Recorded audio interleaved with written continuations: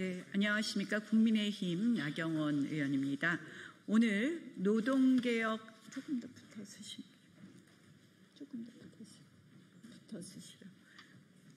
노동개혁 청년 행동에서 준비한 노란봉투법에 대한 의견을 말씀하는 기자회견을 소개해드리려고 이 자리에 섰습니다.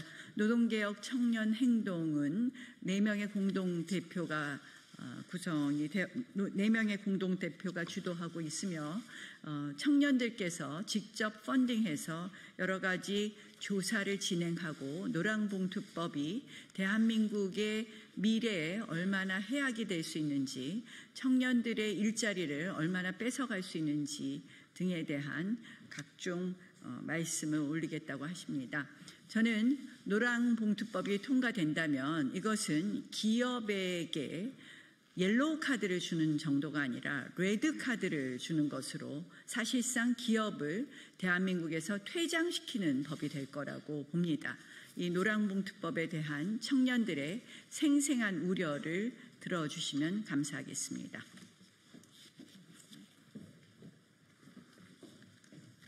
네, 성명서 낭독하도록 하겠습니다. 공정한 일자리와 희망을 추구하는 노동개혁 청년행동은 오늘 대한민국의 미래를 위협하는 노란봉투법의 입법 폭주를 막아서기 위해 이 자리에 섰습니다. 현재 국회는 노동자의 권익 보호라는 민명 아래 대한민국 산업의 근간을 흔들고 미래 세대의 일자리를 빼앗는 악법을 일방적으로 밀어붙이고 있습니다. 이는 소수 강성 노조의 이익을 위해 대다수 성실한 근로자와 기업 그리고 청년들의 희생을 강요하는 무책임한 처사입니다. 우리는 대한민국 경제의 파멸을 초래할 노란봉투법의 즉각적인 폐기를 강력히 촉구합니다. 현재 국회 본회의 통과를 앞둔 노란봉투법은 다음과 같은 심각한 3가지 문제를 담고 있습니다. 첫째, 원청 기업에 대한 무분별한 책임 전가로 산업 생태계를 파괴합니다.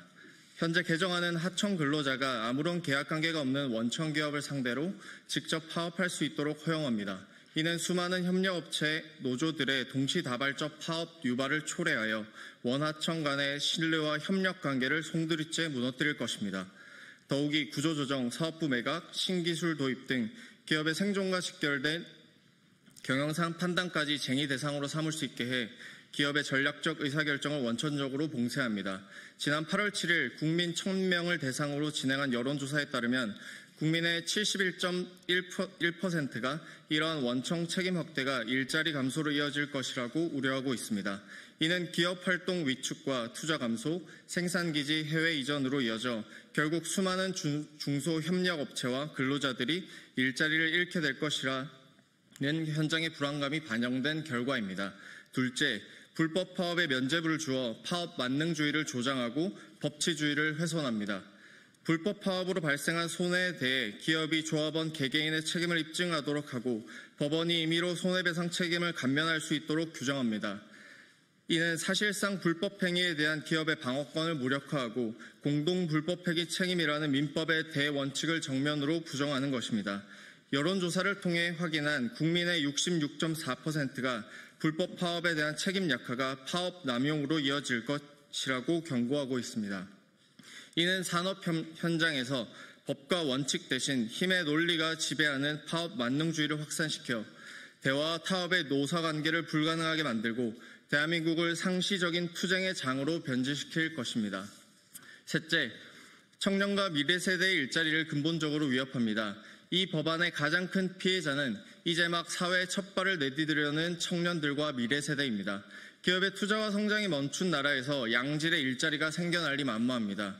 여론조사에서 국민의 73.1%가 청년과 미래 세대의 일자리가 사라지지 않도록 하는 것이 우선이라고 응답한 것은 이 법안이 미래 세대의 희망을 꺾는 일자리 파괴법이라는 준엄한 심판입니다.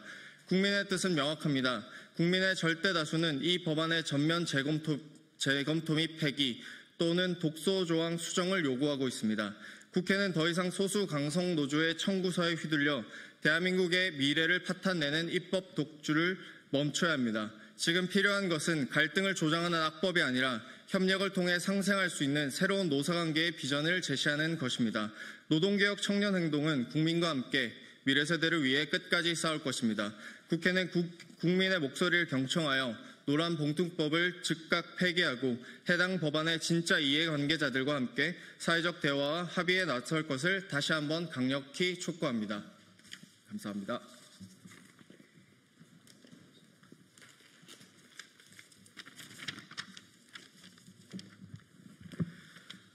안녕하십니까. 저는 부산의 대학생이자 노동개혁 청년행동의 공동대표 서대곤입니다. 지난 1일 노란봉투법이 국회 법사위를 통과하고 현재 본회의 통과만을 앞두고 있습니다. 이는 단순한 법안 하나의 통과 여부가 아닌 대한민국의 기업과 일자리의 존립, 청년과 다음 세대의 미래가 걸린 중대한 사안입니다. 이런 중차대한 사안에 심각한 하자와 독소 조항이 있음에도 불구하고 정부와 국회는 이를 덮고 노동자의 교섭권 보장과 격차 해소를 위한 것이라 국민들을 속이고 있습니다. 노란봉투법이 통과되면 기업들은 파업을 막거나 대응을 할 수 있는 보호막을 모두 잃게 됩니다. 사업을 하면 손해가 확정이고 기업 경영은 고사하고 노조와의 임단협만 1년 내내 해야 하는 상황인데 어떤 기업이 한국에 남아있겠습니까? 그리고 어떤 청년이 기업가 정신과 도정 정신으로 창업을 하고 새로운 기업을 세워 혁신을 이루겠습니까? 무엇보다 다음 세대 청년으로서 강성노조와 소수의 기득권 카르텔을 위해 기업과 일자리 생태계를 망가뜨리고 대한민국의 미래를 팔아넘기는 행태에 더 이상 손 놓고 있을 수는 없습니다. 특히 지난 7일 진행한 여론조사 결과에 의하면 청년의 74.6%가 파업 만능주의에 대한 우려를 갖고 있으며 76.4%가 그로 인한 미래 세대의 일자리가 사라지진 않을까 노란봉투법으로 인한 부작용에 대한 걱정을 하고 있습니다. 국회에서는 청년들이 울부짖는 소리가 들리지 않습니까? 청년들이 미래에 대한 두려움과 걱정이 이토록 강함에도 불구하고 정부와 국회는 강성노조의 목소리에만 귀를 기울이고 있습니다. 그 어느 누구도 청년의 미래와 대한민국의 미래에 대해서는 고민하지 않고 있습니다. 이에 저희는 강성노조와 소수의 기득권 카르텔에 맞서기 위해 그리고 우리 청년들의 목소리를 내기 위해 노동개혁 청년행동을 만들어 청년들과 중소기업, 소상공인, 그 모든 사람들을 위한 그 이외의 다수의 노동자들을 대변하고자 합니다. 극소수의 강성노조에 의해 수많은 성실한 노동자들이 피해를 입고 있습니다. 일부 기종 노조에 의해 청년들의 내일이 위협받고 있습니다. 우리는 무너져가는 대한민국을 바로 세우고 혼란과 파국으로 치닫는 노동시장을 바로잡을 것입니다. 또한 소수의 기득권 카르텔만을 위한 노동시장과 개혁이 아닌 청년과 기업의 내일을 위한 노동시장, 국민과 대한민국의 미래를 위한 개혁을 만들어 나갈 것입니다. 우리는 특정 이권 세력에 정신이 팔려 기업과 일자리와 청년과 국가의 미래를 팔아먹는 매국노들에게 더 이상 대한민국의 조타키를 내어줄 수는 없습니다. 비록 지금은 작고 미약할지라도 우리는 청년들에게 꿈을 심고 대한민국 산업에는 힘찬 원동력을 심고 대한민국에는 희망을 심어 나갈 것입니다. 감사합니다.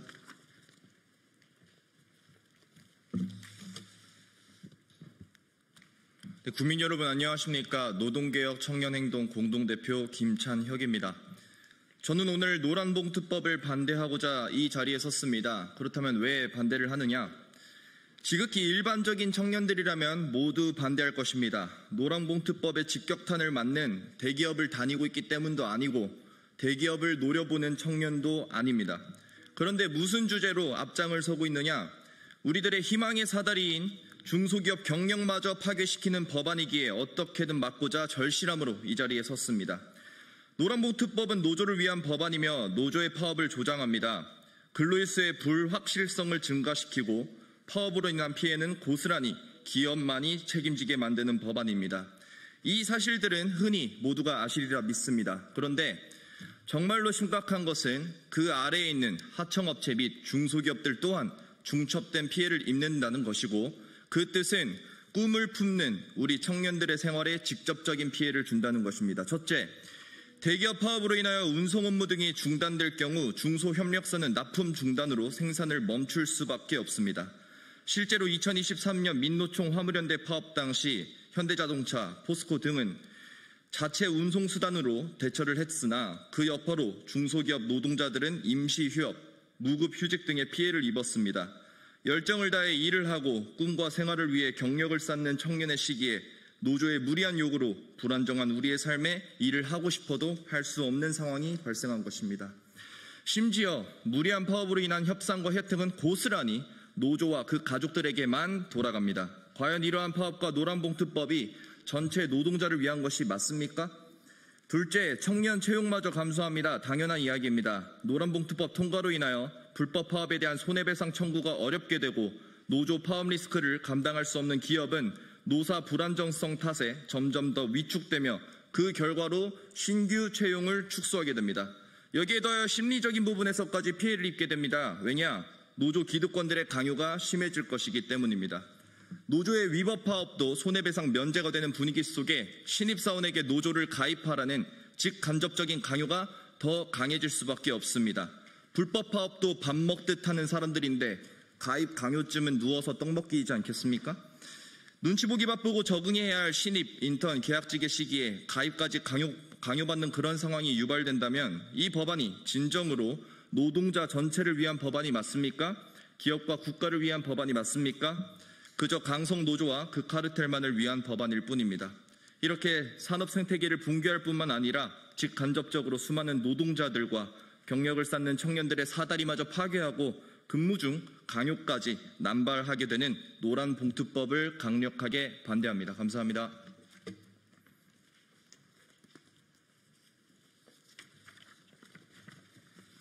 네, 안녕하십니까. 자유롭고 독립적인 개인이자 자유민주적 기본 질서 속에서 성장하고 그 열매를 사회를 위해 쓰고자 하는 노동개혁 청년행동의 정우진이라고 합니다. 오늘 바쁜 생업에도 불구하고 이렇게 전국 각지에서 청년들이 국회 소통관에 모인 까닭은 입법부의 폭주로 인해 통과될 것으로 예상되는 이 노란봉투법이 자유롭고 독립적이고 성장해서 가치를 창출하고자 애쓰고 있는 수많은 청년들의 앞길을 가로막는 것에 경종을 울리기 위함입니다. 국제정세에 민감하게 대응하면서 위기에 대응해야 되는 갈 길 바쁜 대한민국 호에 너무나도 해로울 것이 자명한 이 노란봉투법을 국회가 기어이 통과시킬 모양새입니다. 노란봉투법은 21세기 버전의 쇄국정책입니다. 이미 전 세계적으로 구축된 자유시장 경제의 메커니즘에 완전히 역행하게 만드는 이른바 셀프 고립 법안입니다. 근시안적인 감성적인 이념에 경도된 접근으로 청년의 일자리가 박멸될 뿐만 아니라 기업의 정당한 권리를 빼앗아갈 극도로 이기적인 법안입니다. 저를 비롯해서 직장을 가지고 노동 현장에서 책임있게 일하고 있는 청년들에게 근로의意欲을 상실시킬 악법일 뿐만 아니라 올해 3월 기준 청년층 50만 명이 취업난에 허덕였다는 사실은 안중에도 없다는 것을 드러내는 무지막지한 족쇄 법안입니다. 그런데 왜 이 법안을 추진하였을까요? 노동자들의 권리를 지키겠다는 명목일 것입니다. 산업 현장에서 그들의 권리를 보호하고 확장하겠다는 의도일 것입니다. 그러나 지옥으로 가는 길은 언제나 선의로 포장되어 있습니다. 사용자의 범위를 확장하고 적절하고 신속한 의사결정을 방해할 수 있는 불필요한 균열을 만들어낼 이 법은 겉으로는 마치 약자들을 위할 것 같고 꼭 필요할 것처럼 보이지만 그 디테일을 세심하게 들여다보면 비정상적으로 강성인 노조와 경직된 한국의 노동시장에는 오히려 평범한 직장인들과 취업을 준비하는 청년들의 기회를 원천적으로 앗아가게 만들 법안이 될 것입니다. 본질적으로 이 법은 자유통상의 국제경제질서에 훌륭하게 편승해서 오늘날까지 창의적이고 혁신적인 성장을 이뤄온 이 대한민국의 경제 체질을 약화시키게 되어 역동성과 성장 잠재력을 끌어내릴 불필요한 법안이 될 것입니다. 오늘 이곳에 모인 청년들은 현실을 살아가며 취업을 준비하고 소속된 직장에서 책임있고 근면한 자세로 나라의 경제 성장에 기여하고 있으며 더 나은 공동체를 위해 헌신하고자 하는 의기로 뭉쳐 있습니다. 노란봉투법의 일방적 추진은 국민의 매서운 지탄과 비판을 받게 될 것이며 수많은 단체와 기업인들의 호소하듯 결단코 이 나라의 앞길에 도움이 되지 못할 것입니다. 국회는 고삐 풀린 망아지 상태에서 스스로를 속히 제어하고 국민의힘을 비롯한 야당과의 대화에 임하십시오. 재계와 학계의 의견을 청취하고 이 법안을 폐기하십시오. 그 결단을 내리지 못한다면 대한민국 경제성장의 불씨를 꺼뜨린 사상 최악의 경제적 실책으로 역사에 남아 그 오명에서 결코 벗어날 수 없을 것입니다. 감사합니다.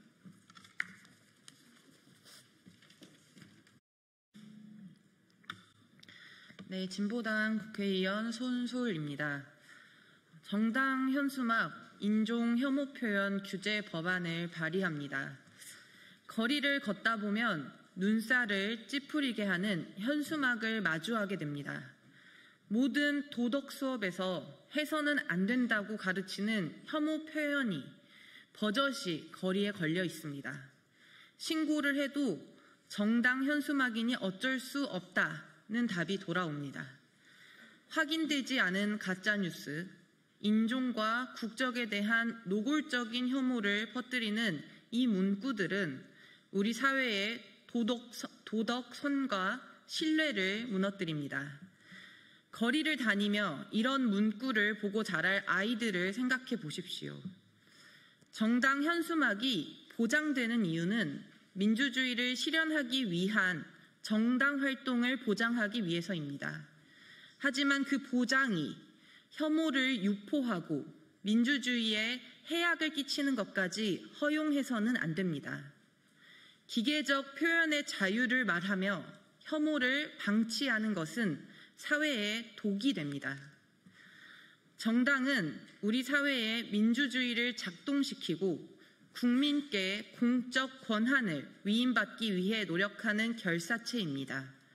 국회에서 이 법안을 논의하고 실행하는 것은 우리 정당들 스스로가 인종 혐오 표현을 하지 않겠다는 약속이자 정치인, 공직자로부터 퍼져나가는 혐오를 차단하겠다는 의지의 표현입니다. 정치권에서 시작되는 혐오는 사회 전반에 훨씬 넓게 확산되기 때문에 위로부터의 혐오를 막는 것은 공동의 책무입니다. 우리나라는 이미 인종차별 철폐 협약에 가입해 있습니다. 우리는 협약을 비준함으로써 인종차별과 인종혐오 표현을 하지 않고 이를 제지하기 위한 사회적 의무를 지겠다 약속했습니다. 이에 따라 정당의 인종차별 및 혐오 표현을 단호히 제지해야 합니다. 더 큰 혐오를 멈추기 위해 지금 당장 할 수 있는 것부터 시작합시다. 정당의 인종 혐오 표현을 규제하는 것은 국민들께 분명한 효능감을 줄 것이며 이후 다양한 범주의 혐오 표현 규제 논의를 촉발시키는 초석이 될 것입니다. 이미 여러 지방자치단체에서는 조례를 통해 정당 현수막에 대한 내용 규제를 시도했으나 대법원이 5개 광고물 법령이 정한 것보다 엄격하게 규정에 제한할 수 없다는 판단을 해서 지방정부 차원에서는 실효성을 가지기 어려운 한계가 드러났습니다. 이 판단은 정당 현수막에 무한한 자유를 주는 것이 아니라 혐오 표현을 규제할 법령이 미비하다는 방증입니다. 정치권에서의 혐오를 퇴출시키는 것을 시작으로 차별 없는 민주주의를 만들어 갑시다. 정당 현수막 인종 혐오 표현을 막기 위해 정당법과 5개 광고물법 일부 개정안을 대표 발의합니다. 정당 현수막에 대해 인종 혐오 표현에 대한 금지 조항을 단서로 신설하고 인종 혐오 표현 현수막이 설치된 경우 선거관리위원회에서 현수막 제거 등의 조치를 취할 수 있도록 근거 조항을 마련했습니다. 정당 현수막의 인종 혐오 표현 규제 법안에 대한 논의가 국회에서 책임 있게 되길 기대합니다. 많은 관심 부탁드립니다. 감사합니다.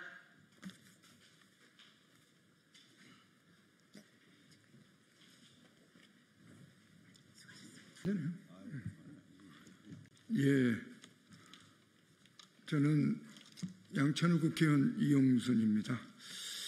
오늘 기자회견은 광복 80주년을 앞두고 남북 평화회의에서 평화선언을 발표하게 되는 길입니다. 남북 평화회의는 오랜 기간 우리의 민주주의와 인권 평화를 위해서 헌신해왔던 학계와 종교계 시민운동의 지도자들이 모여서 구성된 단체입니다.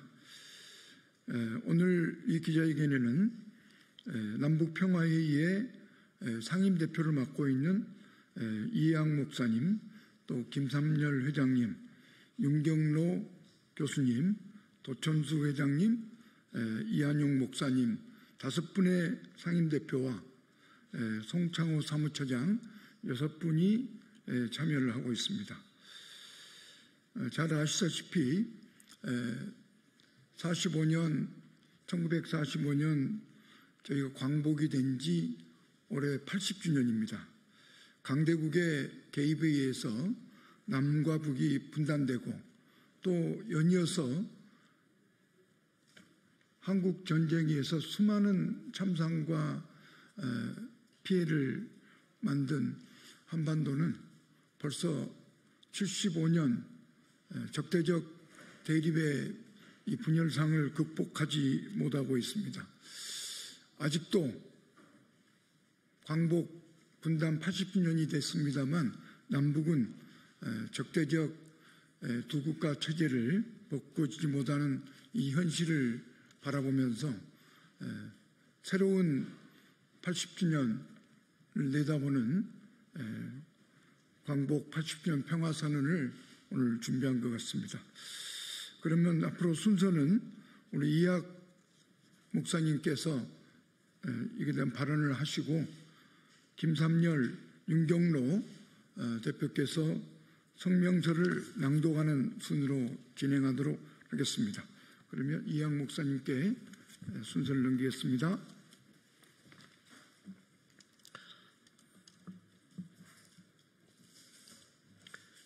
(80년대) 90년대를 거치면서 우리는 통일운동에 많은 행진을 했습니다. 그때 우리의 소원은 통일이라고 하는 노래를 눈물을 흘리면서 외쳤는데 지금은 남쪽에서도 그 노래를 부르는 사람이 거의 없어지고 북쪽에서는 아예 안 부르기로 이젠 통일 안 한다라고 선언해버리고 등을 돌렸습니다. 그래서 남북관계가 거의 좋아졌던 시절을 이제 마감하고 이제는 분단의 고착화가 더 확실해진 그런 위기에 놓여 있습니다. 그러나 우리 민족은 하나입니다. 그리고 역사적으로, 문화적으로, 그리고 인류학적으로도 우리는 수천 년간 함께 살아온 한 민족이기에 절대 외세에 의해서 갈라놓은 이 분단을 우리가 수용하고 그렇게 갈라질 수 없는 운명이 우리입니다. 그래서 우리는 통일은 언젠가는 반드시 해야 할 희망을 가지고 살아야 합니다. 그런데 통일 구호 아무리 외쳐봐야 소용없습니다. 문제는 우리가 희망을 갖고 뭔가를 실천해야 하는데 그것이 신뢰로 쌓이지 않으면 통일이 안 됩니다. 서독은 통일될 수가 없는 나라였습니다. 뉴른베르크에서 그 전범 국가를 철저히 재판하고 동서를 분단시켰습니다. 그래서 사실은 통일이 어려운 나라였습니다. 그러나 우리는 전범 국가인 일본을 분단하지 않고 한국을 분단했기 때문에 우리는 통일이 가능한 나라요. 또 벌써 됐어야 할 나라입니다. 그런데 독일은 벌써 30여 년 전에 통일이 되고 우리는 아직도 분단 체제가 더 깊어지고 있습니다. 왜 그럴까? 독일은 신뢰를 쌓았고 우리는 신뢰를 잃었습니다. 한 가지 예를 들어서 동독의 호네이커 총독의 조카가 망명을 했습니다.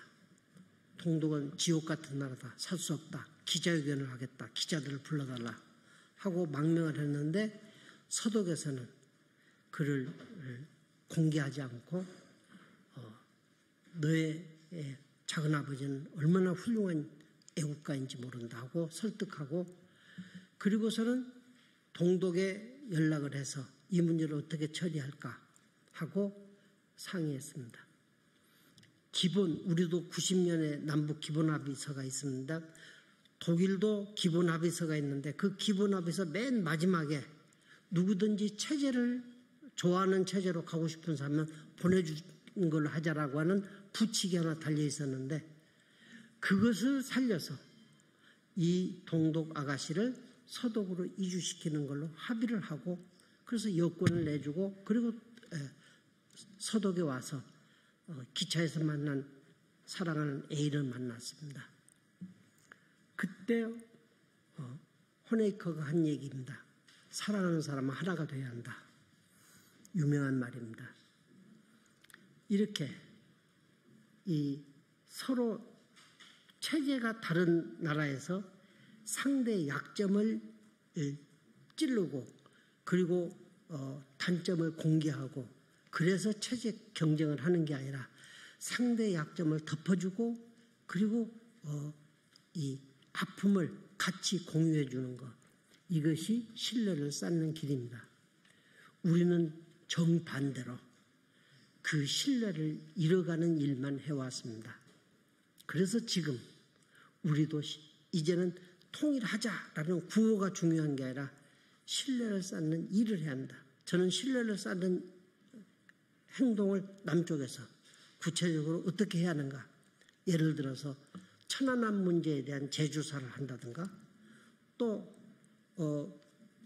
그 중국에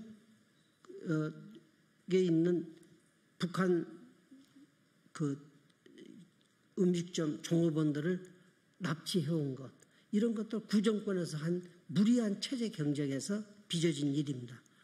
그럴 때 이쪽에서는 과거에 우리가 무리한 일을 했다, 이제는 그렇지 않겠다 하고 그 사람들을 가겠다는 사람을 보내주는 이런 일들을 통해서 우리가 우리의 그 자존감이 올라가고 우리 이 민족의 긍지를 세우는 이런 일을 세워갈 때 북한도 곧 거기에 대한 응답을 하라고 저는 생각합니다. 그래서 통일의 희망을 가지고 오늘 기자회견을 하겠습니다.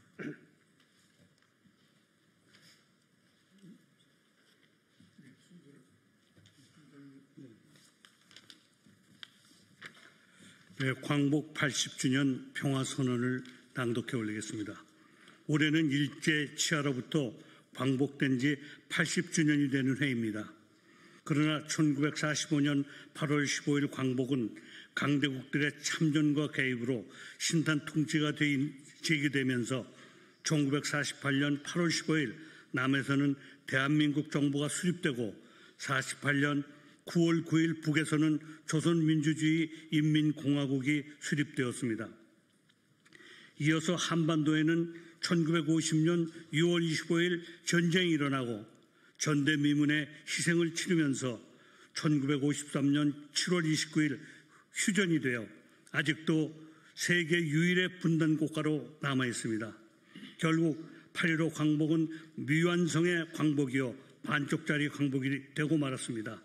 이는 8,000년의 자랑스러운 역사를 가진 민족으로서 부끄러운 일이 아닐 수 없습니다.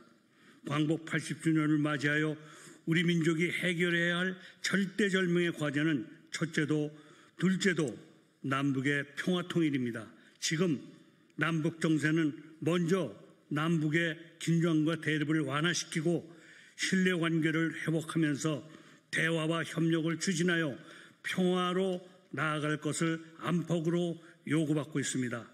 한반도의 평화는 통일로 나가는 지름길이며 한반도의 통일은 미래 세대에 넘길 수 없는 우리의 모두의 지상 과제입니다. 이에 우리들은 광복 80주년을 맞이하여 결의 염원을 담아 다음과 같이 평화선언을 하는 바입니다. 첫째, 세계 정세는 끊임없이 분쟁 속에서 다국화 세대로 급격하게 번화하고 있습니다. 게다가 날로 심화되는 미중의 패권과 무역전쟁 속에서 평화와 경제 주권을 지키면서 자존과 번영의 청사진이 국민들에게 제시되어야 합니다. 둘째, 남북관계는 적대적인 두 개의 국가가 아니라 평화적인 두 개의 국가로 전환될 수 있도록 실질적인 신뢰 회복 조치가 이루어져야 합니다. 이를 위해서는 9.19 군사 합의 복원과 한미 군사훈련의 연기 및 속속 조치가 시급하게 이루어져야 합니다. 셋째, 1918년 4월 4.27 판문점 선언, 9.19 평양선언 등 두 차례의 남북정상회담을 복원하고 북미 싱가포르 회담, 북미 하노이 회담의 실패를 분석하는 작업이 성행되어야 한다고 생각합니다.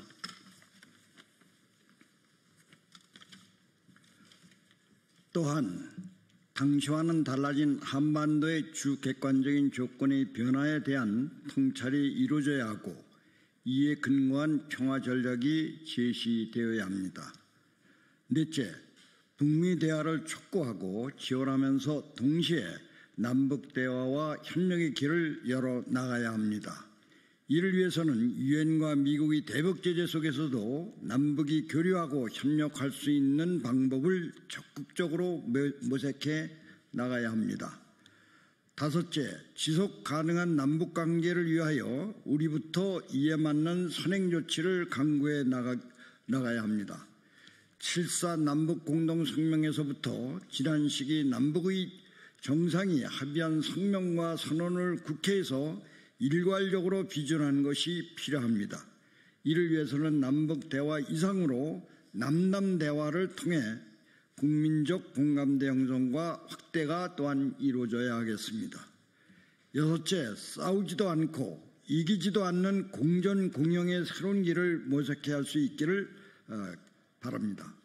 중국과 대만은 하나의 중국이라는 목표 아래 민간 경제 교류가 이루어진 지 오래되었습니다.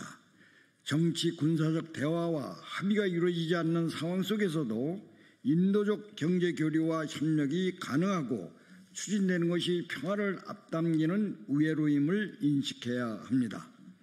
남북이 평화적인 두 개의 국가 관계가 되려면 남북 경제 교류, 남북 경제 연합, 남북 연합을 추진하는 것이 남북 관계의 새로운 길이라고 봅니다.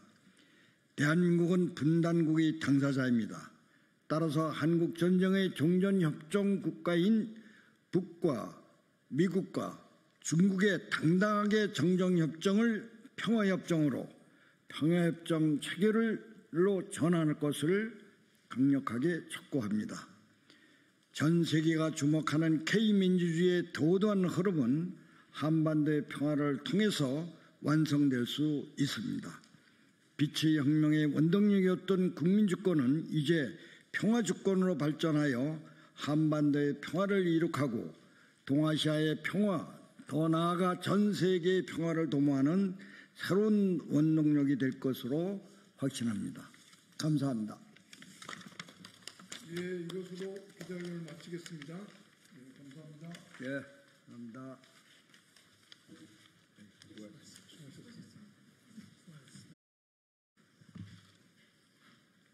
예, 인사드리겠습니다. 저는 안양시 만안구 출신 더불어민주당 소속 강덕구 의원입니다. 저는 오늘 일명 주진우 아버지 방지법 형사소송법 일부 개정 법률안 대표 발의 기자회견을 하기 위해서 이 자리에 섰습니다. 오늘 이 자리에는 1986년 소위 민교투 사건의 피해자이신 윤병선 선생님 그리고 노현설 선생님 두 분이 함께 하셨습니다.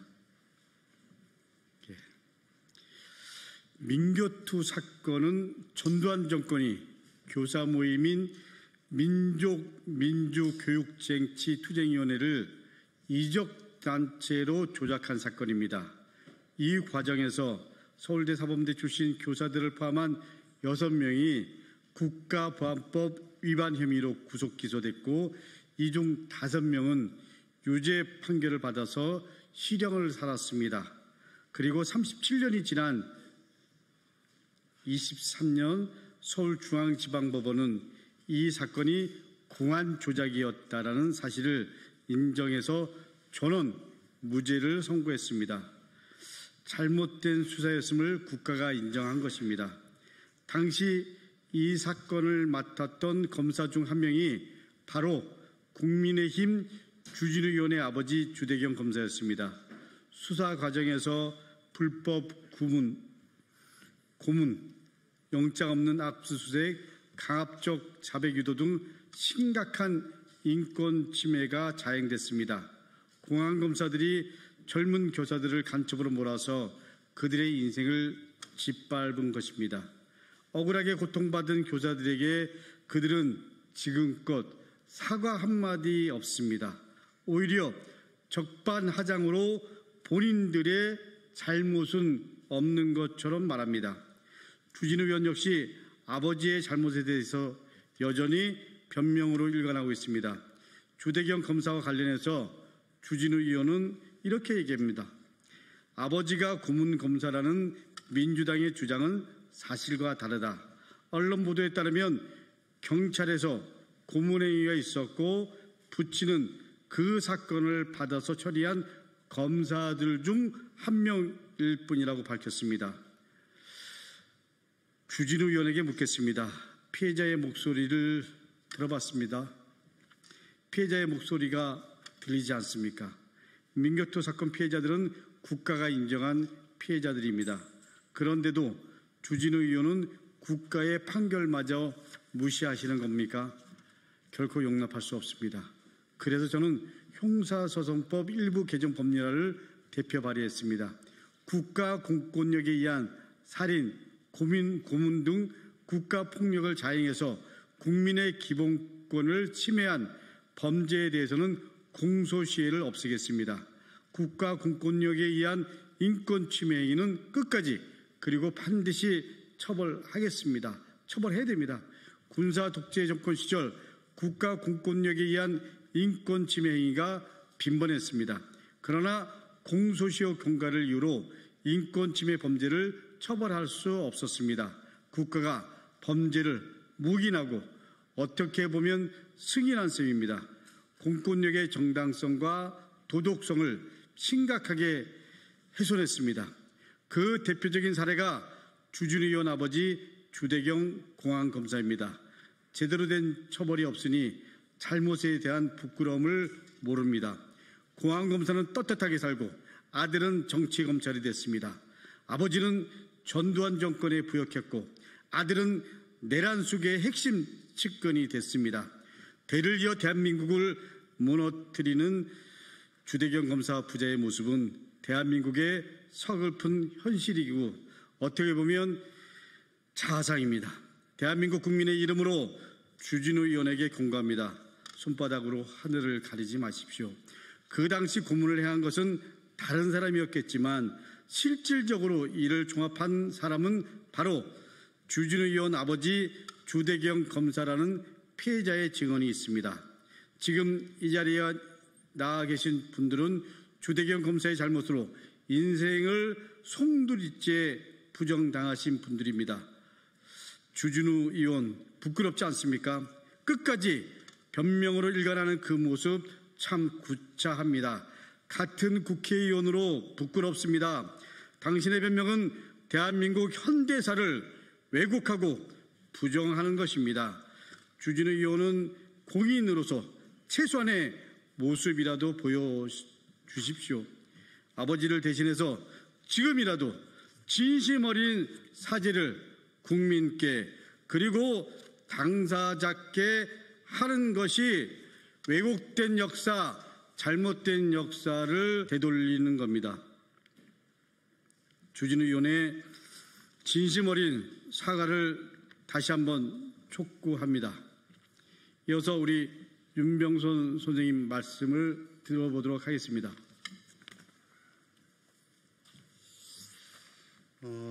얼마 전에 강덕구 의원님의 와서 당시 그 민교투 사건에 대해서 증언해달라고 해서 지난번에 와서 이 자리에서 사건 전체에 대해서 설명한 바가 있습니다. 그리고서 제가 생각하기에 여전히 저는 37년 만에 재심에서 무죄를 받았습니다만 지금 그 재심 무죄 판결 받고 나서 국가로부터 그 일정하게 형사 보상금을 받았지만 정신적 피해라든가 경제적 전반적인 피해 때문에 지금 국가를 상대로 하는 민사 소송을 진행하고 있습니다. 그것이 지금도 다음 달에인가 한번 그 첫 번째 공판이 예정돼 있는데요. 이 과정으로 해서 제가 86년 9월 달 강제로 연행되고 그리고 온갖 고문을 당하면서 유죄 판결을 받았던 이 과거를 과연 보상받을 수 있을지 의문입니다. 저는 만약에 모든 재심에서 무죄 판결을 받게 된다면 그 사건을 기소했던 담당 검사 그리고 사전에 경찰의 고문을 직접 자행했던 형사들 이 모두가 다 처벌을 받아야 된다고 생각을 합니다. 그래야만 앞으로 그렇게 일반 시민을 상대로 해서 고문이라든가 이런 것을 자행하지 않을 제도적으로 고문을 방지할 수 있는 장치가 마련돼야 되지 않느냐 이런 생각을 하고 있습니다. 그래서 마침 강덕구 의원님께서 저는 법을 잘 모르지만 형사소송법을 개정을 해서 국가폭력을 자행한 모든 사법 당사자들이 공소시효를 없애가지고 처벌을 한다면 이후에 국가보안법으로 인해서 기소되거나 고문으로 희생된 이런 일이 앞으로 없어지겠구나 그런 생각이 들면서 오늘 이 자리에 나오게 됐습니다. 사실 저희 그 현대사를 보면 반민특위를 통해서 일제 친일 행위를 했던 사람들을 처벌을 하기로 했는데 어느 날 이승만 대통령이 그 반민특위를 습격을 해가지고 다 해산시키고 그 당시 악질 그 형사들이라든가 경찰, 검사, 친일 부역을 했던 모든 친일 인사들을 다 처벌을 하지 않았어요. 그러고 났더니 그 이후에 그 친일 행위를 했던 사람들은 호가호위하면서 3대에 걸쳐 부유하게 살고 있고 그 당시 독립운동을 하다가 투옥됐던 우리 독립운동가들은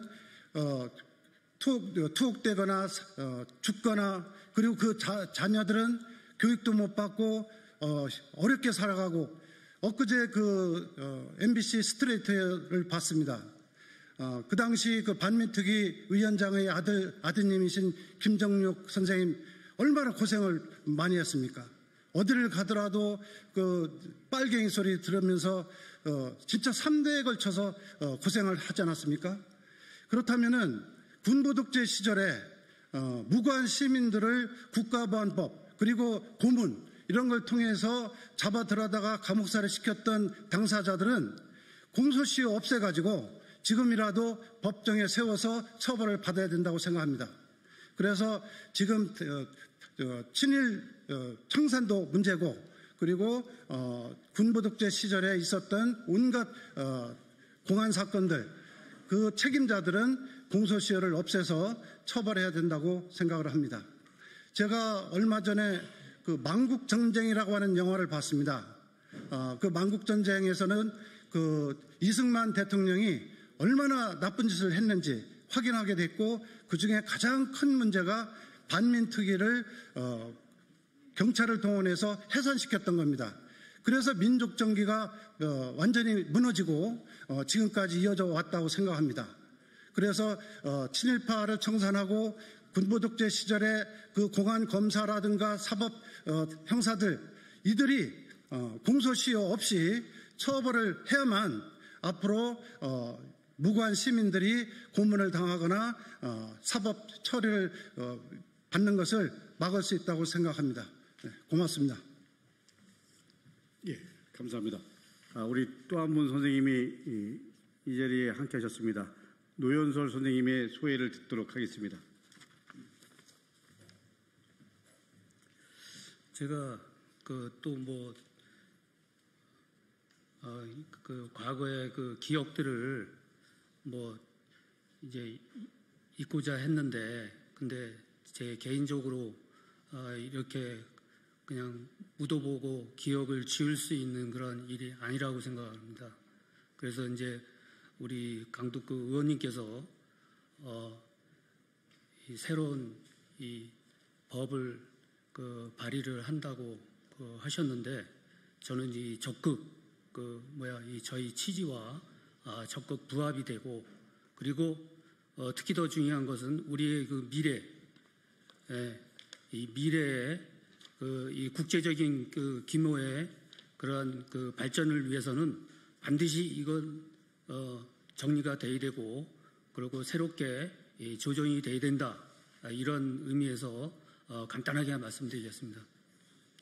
저희가 이걸 법에 정해진 그 손해배상, 이러한 그 소송을 통해서 이걸 해결될 수 있는 문제가 아니라고 봅니다.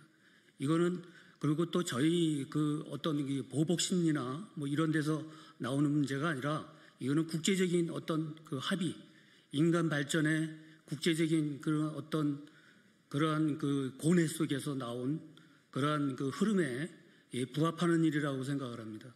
그건 뭐냐면은, 잘 아시겠지만은 우리나라는 국제적인 이 기준에 벗어나 있다고 생각합니다. 그게 뭐냐면은 그 국가폭력, 아까 말씀드린 우리 중요한 그 국가폭력의 그 문제, 이건 좀 추상적이지만은 이 세계적인 그 범위 내에서는 분명히 이 반인권, 중요한 반인권 침해의 이 범죄를 저지른 자에 대해서, 특히 공무원에 대해서는 반드시 이거는 공소시효 없이 처벌을 해야 된다는 그런 합의가 있는 것으로 알고 있습니다. 저는 그 자세한 거는 모르겠지만은 이러한 그 취지의 이 국제적인 그 노력에 대해서 응당 우리나라도 이 발전을 하려면은 여기에 일정하게 부합하는 그러한 그 노력을 해야 되지 않겠느냐. 그래서 그러한 노력이 바로 우리 강덕구 의원님이 지금 추진하시고 있는 이 발의라고 생각을 하고, 이것이 반드시 달성될 수 있도록 우리 그 남은 그 인생 아주 열심히 노력하겠습니다. 감사합니다. 언론인 여러분들이 많은 관심을 가져주시기를 진심으로 부탁드립니다. 오도된 역사, 잘못된 역사, 이제라도 바로 잡아야 됩니다. 공권력에 의한 인권 침해 끝까지 책임을 묻고, 그리고 다시는 이런 일이 발생하지 않도록 소위 주진우 아버지 방지법을 만든 취지를 잘 이해해 주시고 함께 해 주시기를 진심으로 부탁드립니다. 감사합니다.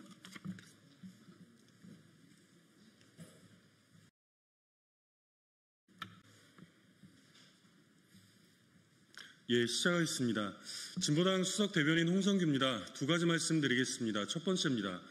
영상 공개도 못한다. 어떤 징벌도 없다. 내란숙의 경호처를 자처한 서울구치소에 추상 같은 시정 조치가 있어야 합니다. 내란숙의 윤석열의 속옷 추태 저항이 전 국민적 분노를 사고 있는 가운데 국회의원들이 상황을 정확하게 파악하기 위해서 서울구치소를 찾았습니다. 그러나 김현우 서울구치소장은 완강하게, 마치 내란숙의 저항만큼이나 완강하게 영상 공개를 거부했습니다. 서울구치소를 지휘하는 법무부에서도 적극적인 협조를 지시한 마당입니다.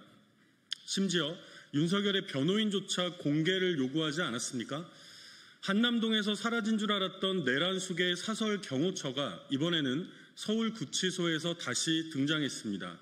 지휘체계와 정당한 법 집행마저 거스르며 내란숙의 속옷 저항을 두둔하고 있는 서울구치소의 행태야말로 명백한 내란 비호입니다.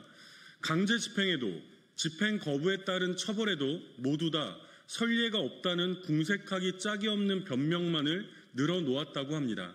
확실한 것은 이제 서울구치소 측에 내란범 비호, 직무유기로 분명한 선례가 생겼다는 것입니다. 앞으로 재소자 중 그 누구도 소환조사가 되었든 강제구인이 되었든 속옷바람으로 드러누우면 아무도 건드릴 수 없다는 것 아닙니까? 심지어 그에 따른 그 어떤 처벌도 없다는 것 아닙니까? 대한민국의 헌정질서와 법치주의가 서울구치소 내란 수계 앞에서 산산이 무너져 내리고 있습니다. 법무부의 추상 같은 즉각적인 시정 조치를 강력히 촉구합니다. 두 번째입니다. 내란 직후에 박성재와 심우정이 긴밀하게 통화를 했습니다. 드러나고 있는 법무부와 검찰의 내란 가담, 추악한 법비들의 실체를 낱낱이 밝혀내야 합니다. 혹시나 했으나 역시나입니다. 윤석열 내란 정권의 다른 이름은 검찰 독재 정권인데 그간 내란 사태에 주목된 시선에서 검찰은 은근슬쩍 빠져 있었습니다. 거꾸로 시치미를 뚝 떼고 내란 수사에 집중하는 신용까지 하지 않았습니까? 그러나 언제까지 손바닥으로 하늘을 가릴 수는 없는 노릇입니다. 법무부와 검찰의 적극적인 내란 가담 현황이 속속 밝혀지고 있습니다. 비상계엄 선포 전 우선 호출된 박성재 법무부 장관은 바로 법무부 간부회의를 주재하고 심우정 검찰총장과 긴밀하게 통화를 나눴습니다. 우선 호출의 이유가 구체적인 내란 실행의 업무 지시였음은 의심의 여지가 없습니다. 그러니 합동수사본부에 검사를 파견하자는 논의까지 바로 이어진 것 아닙니까? 계엄에 반대했다는 둥, 기억이 나지 않는다는 둥 모두 다 새빨간 거짓말이었습니다. 심우정 총장 또한 천연덕스럽게 태세 전환을 하고 짐짓, 내란 수사를 벌이는 신용만 했습니다. 누구보다 법을 잘 아는 전문가들인 이들이 비상계엄 선포와 포고령 자체가 위헌 불법임을 모를 리 없습니다. 알면서도 적극 가담한 이 추악한 법비들의 실체를 낱낱이 모두 다 밝혀내야 합니다. 이상입니다.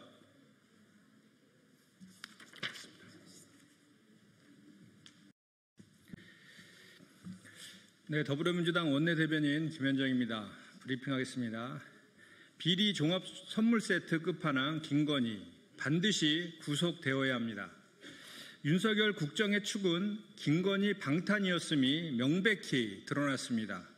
쏟아지는 비리 의혹은 그야말로 비리 종합 선물 세트입니다. 특검팀은 김건희 인척의 거주지에서 김건희 뇌물수수 혐의를 뒷받침하는 고가의 명품 시계 보증서를 확보했습니다. 시계 구매자는 대선 최고액인 1,000만 원을 후원하고 대통령 시임식에 참석한 것은 물론 로봇계 경호 사업 특혜 수주 의혹의 중심에 선 인물입니다. 서희건설이 고가의 목걸이를 김건희에게 상납하고 사이 인사청탁을 한 정황도 드러났습니다. 모든 권력과 이권이 한 사람에게 통했던 김건희 왕국의 실체를 똑똑히 보여줍니다. 여기에 김건희가 도이치모터스 주가 조작의 몸통이었음을 스스로 드러낸 녹취록까지 추가로 공개되었습니다. 명품 상납에서 인사청탁, 특혜 수주, 주가 조작에 이르기까지 권력형 비리의 전형이자 완결판입니다. 모든 의혹이 사실일 가능성에 무게가 실리는 만큼 더 이상 수사를 미룰 수 없습니다. 오늘 예정된 구속영장 심사에서 사법부가 국민의 이름으로 정의가 승리하는 결정을 내려주시길 강력히 촉구합니다. 계엄 당일 국민의힘 지도부의 행보 철저하게 파헤쳐 진상을 밝혀야 합니다. 추경호 국민의힘 전 원내대표가 계엄 당일에 내란을 주도한 이들과 연쇄적으로 통화한 사실이 드러났습니다. 계엄 직후인 밤 11시 12분에 한덕수 전 국무총리와 이어서 11시 22분에는 내란숙의 윤석열과도 통화가 있었습니다. 또 내란숙의 윤석열은 추경호 전 원내대표의 통화를 끊은 뒤 4분 후에는 나경원 의원과도 통화했습니다. 이 과정에서 국민의힘 의원총회 장소는 국회에서 당사로 여러 차례 바뀌었고 계엄 해제 표결에는 국민의힘 의원 108명 중 고작 18명만 참석했습니다.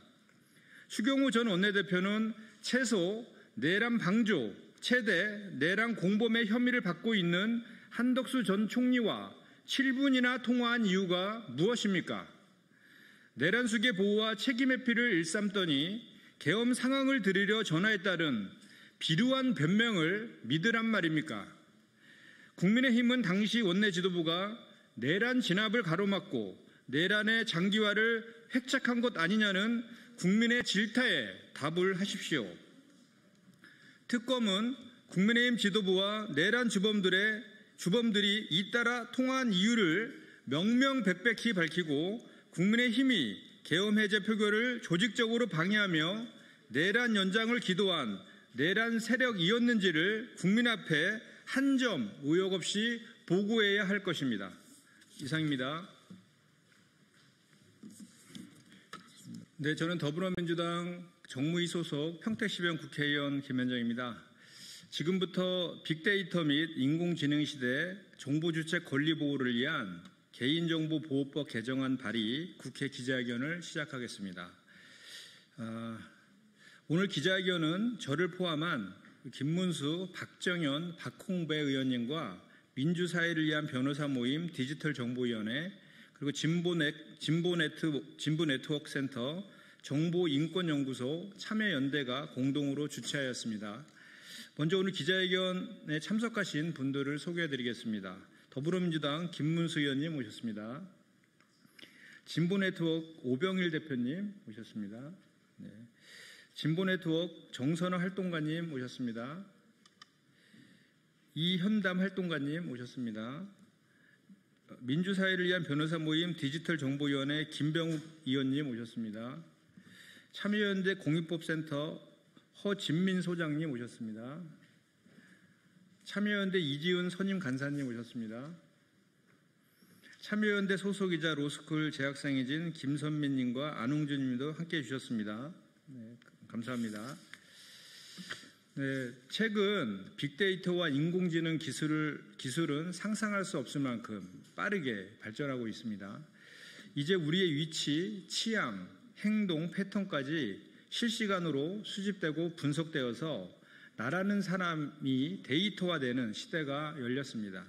그 과정에서 만들어진 프로파일링은 이미 우리의 생활 깊숙이 들어와 있습니다.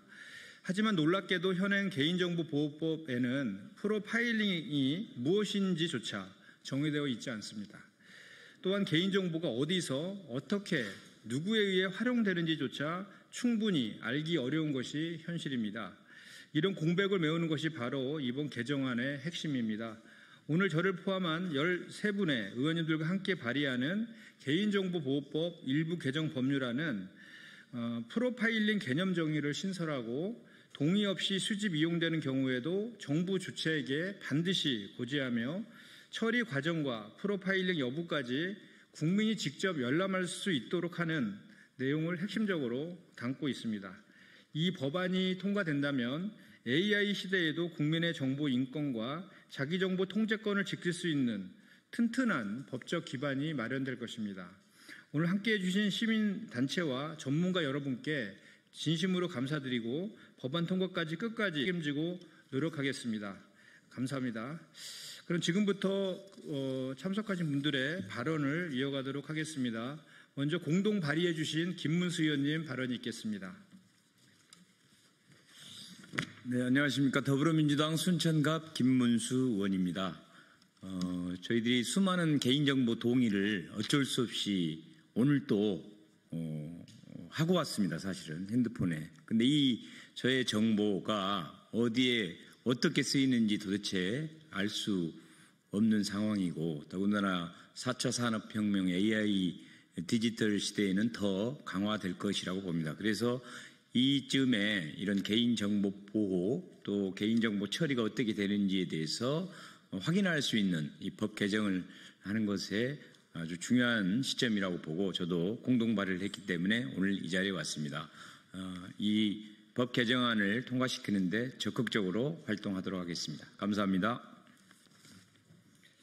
네, 감사합니다. 이어서 진보네트워크 오병일 대표님, 그 다음에는 참여연대 공익법센터 허진민 소장님, 그리고 민변의 디지털정보위원회 김병우 의원님의 발언을 순서대로 듣도록 하겠습니다. 오병일 대표님, 네, 발언해 주십시오. 예, 진보네트워크센터 오병일입니다. 이번에 김현정 의원께서 대표 발의한 개인정보보호법 개정안은 개인정보 처리의 하나로 프로파일링에 대한 정의 규정을 두고 있습니다. 법안에서 정의하다시피 프로파일링이란 개인의 업무 성과, 경제 상황, 건강, 취향, 관심사, 행동, 위치 또는 이동 등을 분석, 평가하거나 예측하기 위해서 이루어지는 개인정보의 자동화된 처리를 의미합니다. AI 시대의 프로파일링은 시민들의 인권에 커다란 영향을 미치게 됩니다. 방대한 데이터를 분석해서 개인의 성향, 행동, 심리 상태를 예측하는 프로파일링 기술은 법 집행, 금융, 고용, 마케팅 등 다양한 영역에서 이미 일상적으로 활용되고 있습니다. 그러나 이러한 과정에서 당사자의 동의 없이 수집된 정보가 사용되거나 알고리즘 편향이 특정 집단에 불리하게 작용할 수 있습니다. 예를 들어 범죄 예측 시스템이 과거에 치우친 데이터로 학습을 하면 특정 인종이나 사회계층을 부당하게 차별하는 결과를 초래할 수 있습니다. 이는 사생활 침해일 뿐 아니라 개인이 사회적으로 낙인 찍히거나 차별받는 결과를 초래할 수 있습니다. 또한 AI 프로파일링은 자동화된 판단의 특성상 투명성과 책임성이 결여되기 쉽습니다. 개인은 자신이 어떤 기준으로 평가되고 있는지, 그 결과가 어떻게 사용되는지 알기 어렵고 잘못된 판단에 대한 정정이나 이의 제기를 하는 절차도 불충분할 수 있습니다. 이에 따라 개인정보 자유결정권과 권리 구제 절차를 약화시키며 민주사회에서 보장되어야 할 평등권과 차별받지 않을 권리를 침해당할 수 있습니다. 따라서 AI 프로파일링 기술이 발전할수록 인권 보호를 위한 법적 장치와 투명성이 반드시 보장되어야 합니다.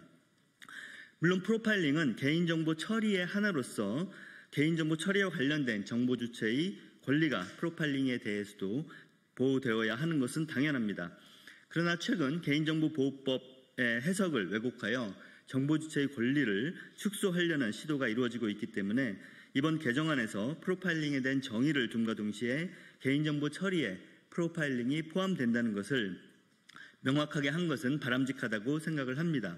제4조 정보주체의 권리, 제35조 개인정보 열람 조항에서 개인정보 처리에 프로파일링이 포함된다는 것을 명확히 했고요. 제30조 개인정보 처리 방침에서도 프로파일링 여부에 대해서 알리도록 이렇게 하고 있습니다. 제37조의 2는 자동화된 결정에 대한 정보주체의 권리 조항인데요. 여기서도 완전히 자동화된 시스템에 인공지능 시스템뿐만이 아니라 프로파일링을 하는 경우에도 자동화된 결정에 대해서 정보 주체의 권리가 보장되도록 했습니다.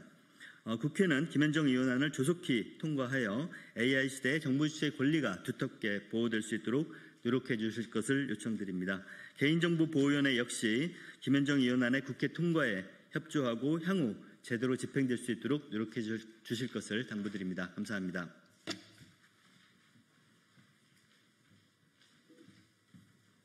네, 안녕하세요. 참여연대 공익센터 허진민입니다. 이번 개정안은 헌법의 기본권인 개인정보 자유결정권을 구체화한 개인정보보호법에서 보면 정보 주체의 권리로 개인정보의 처리에 관한 정보를 제공받을 권리, 개인정보의 처리 여부를 확인할 수 있는 권리를 구체화하고 있습니다. 그런데 기존 법안의 경우에 개인정보 수집, 이용이나 처리에 대해서 동의를 한 사람들에게는 고지를 하도록 의무를 부과하고 있지만 외적으로 동의 없이 개인정보를 수집하거나 이용하거나 제공하거나 목적 내 사용, 비동의 목적 내 사용 같은 경우에는 정보 주체에게 고지한다는 내용이 규정되어 있지 않았습니다. 그래서 이번 개정안은 이러한 정보 주체의 개인정보 처리에 대한 권리를 강화시키고 보장한다는 점에서 큰 의미가 있습니다. 특히 그 개정안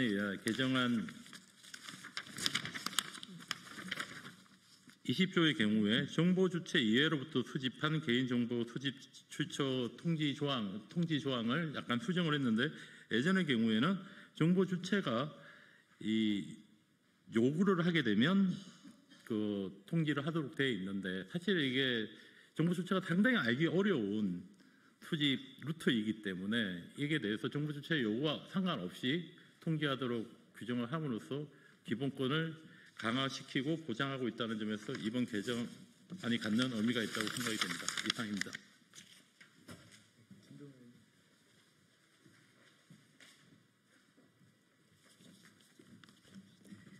예, 민변 디지털정보위원회에서 활동하고 있는 김병욱 변호사입니다. 데이터 활용을 통한 기술 개발 그리고 산업 발전에 대한 논의가 매우 활발합니다. 그러나 이 과정에서 정작 그 대상이 되는 데이터의 주체라고 할 수 있는 개인들의 정보 주체로서의 권리를 어떻게 보호하고 보장할 것인가에 대한 논의는 주목받지 못하고 있는 상황입니다.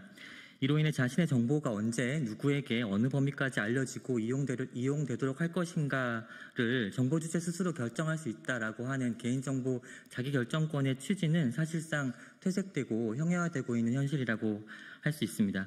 특히 개인정보 수집에 동의를 하는 경우에도 또는 다른 법적 처리의 근거에 따라서 개인정보를 수집하는 경우에 개인정보 처리자가 이 수집된 본인의 정보를 이후에 어떻게 처리하는지에 대해서 개인이 이것을 스스로 파악하는 것은 사실상 불가능한 상황입니다. 이런 현실에서 정보 주체가 개인정보 처리자를 상대로 본인의 개인정보와 그 처리에 대한 정보를 열람할 수 있도록 하는 개인정보 열람 요구권은 개인정보 자기결정권을 실현하기 위한 가장 기본적인 조건이자 전제가 되는 권리라고 할 수 있습니다. 본인의 개인정보가 누구에게 수집되었고 어느 범위까지 어떤 형태로 이용되고 있는지를 기본적으로 알 수 있어야 이에 대한 통제의 가능성이 시작될 수가 있기 때문입니다. 그런데 개인정보 열람 요구권을 규정하고 있는 현행 개인정보보호법 제35조는 열람할 수 있는 대상에 대해서 자신의 개인정보에 대한 열람을 요구할 수 있다고만 규정을 하고 있어서 개인정보 그 자체만을 열람 요구할 수 있는 것인지 아니면 그 처리에 대한 정보도 함께 요구할 수 있는 것인지에 대해서 다소 모호한 부분이 없지 않았습니다. 개인정보보호위원회의 개인정보보호 지침을 포함해서 실무상으로도 혼선이 없지 않았습니다. 이에 따라서 열람 요구의 대상을 보다 분명히 하고 구체화시켜서 개인정보 그 자체뿐만 아니라 그 처리에 대한 정보에 대해서도 열람을 요구할 수 있다는 점을 명확히 하자는 것이 열람 요구권 확대와 관련한 이번 개정안의 취지입니다. 개정안이 부디 통과되어서 개인정보 자기결정권 보장을 위한 기반을 보다 확고히 하기를 바라겠습니다. 이상입니다. 네, 이상으로 기자회견을 마치겠습니다. 감사합니다.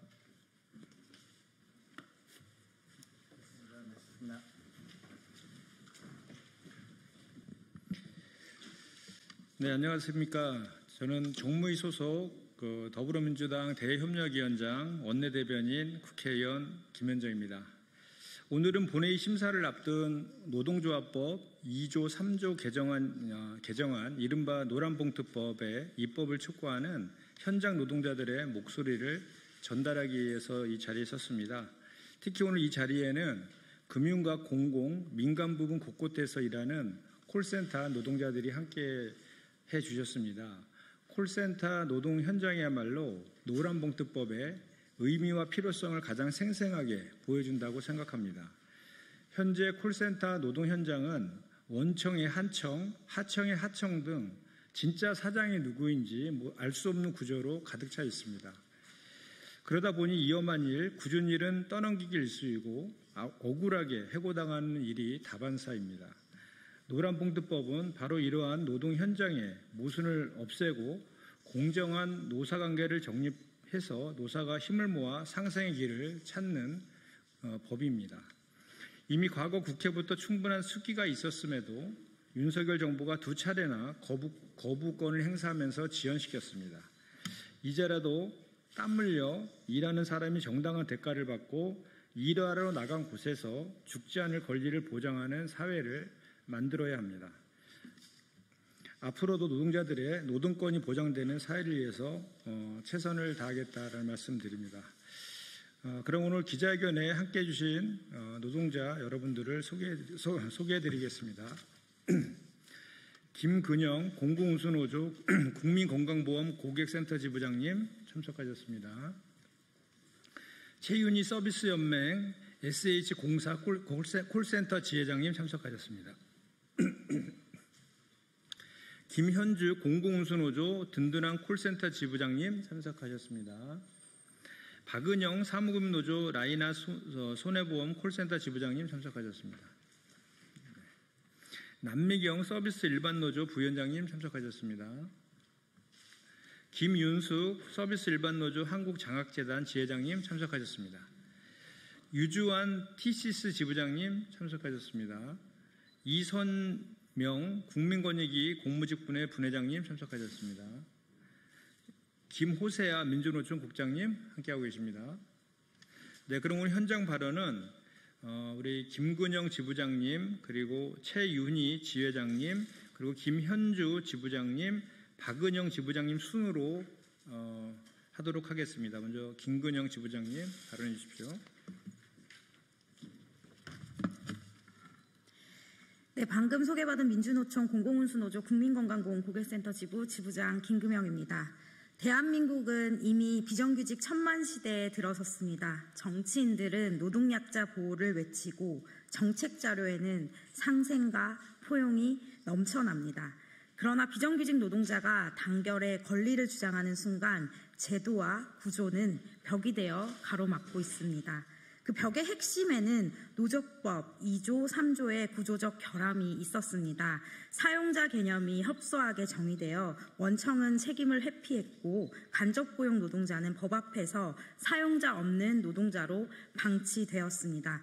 이 부당함을 끝내기 위해 우리는 오랜 세월 투쟁해왔고 마침내 국회가 노조법 2조, 3조 개정안을 통과시켰습니다. 이는 한국노동운동사의 길이 남을 쾌거이자 비정규직 간접고용 노동자들에게 헌법이 부여한 권리들을 되돌려준 역사적 전진입니다.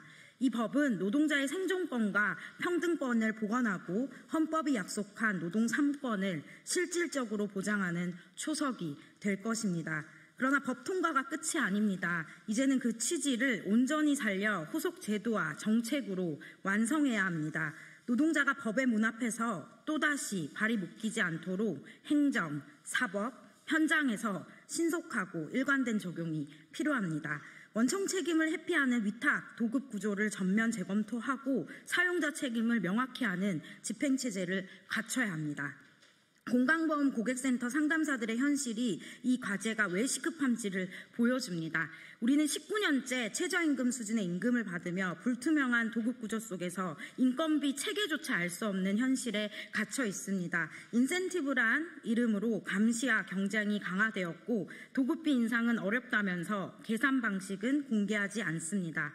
헤드셋 하나 교체하는 것도 원청 승인이 없이는 불가능합니다. 우리는 사람이라기보다는 예산, 항목, 취급을 받으며 10년, 20년을 일해도 임금은 그대로인 삶은 정제되고 희망은 사라집니다. 이 모순을 끝내기 위해 우리는 5년간 싸워왔고 2021년 공단과 정규직 전환에 합의를 했지만 이행은 멈춰 있습니다. 대신 공단은 AI 상담 시스템을 도입하여 다시 또 고용을 위협하고 있습니다. 이 기술 도입은 해고가 아닙니다. 라는 무책임한 말만 반복합니다. 정부가 공단이 이제는 응답해야 할 때입니다. 비정규직 철폐와 정규직 전환은 시대의 요구이며 그 책임은 국가에 있습니다. 자회사, 무기계약직 같은 불완전한 방식이 아니라 실질적 처우 개선과 고용 안정을 보장하는 직접 고용으로 나서야 합니다. 이제는 달라져야 합니다. 노동의 권리는 유보될 수 없는 인간의 기본권입니다. 노조법 개정이라는 제도적 승리를 토대로 현장의 변화를 실현해야 합니다. 국민건강보험 고객센터 지부는 모든 노동자가 차별받지 않고 노조할 권리를 누리며 인간답게 살 수 있는 그날까지 멈추지 않겠습니다. 이제는 집행, 적용, 현장 변화를 완성해야 할 때입니다. 중간자치 근절, 비정규직 철폐, 정규직 전환, 우리는 그날까지 끝까지 투쟁하겠습니다. 투쟁.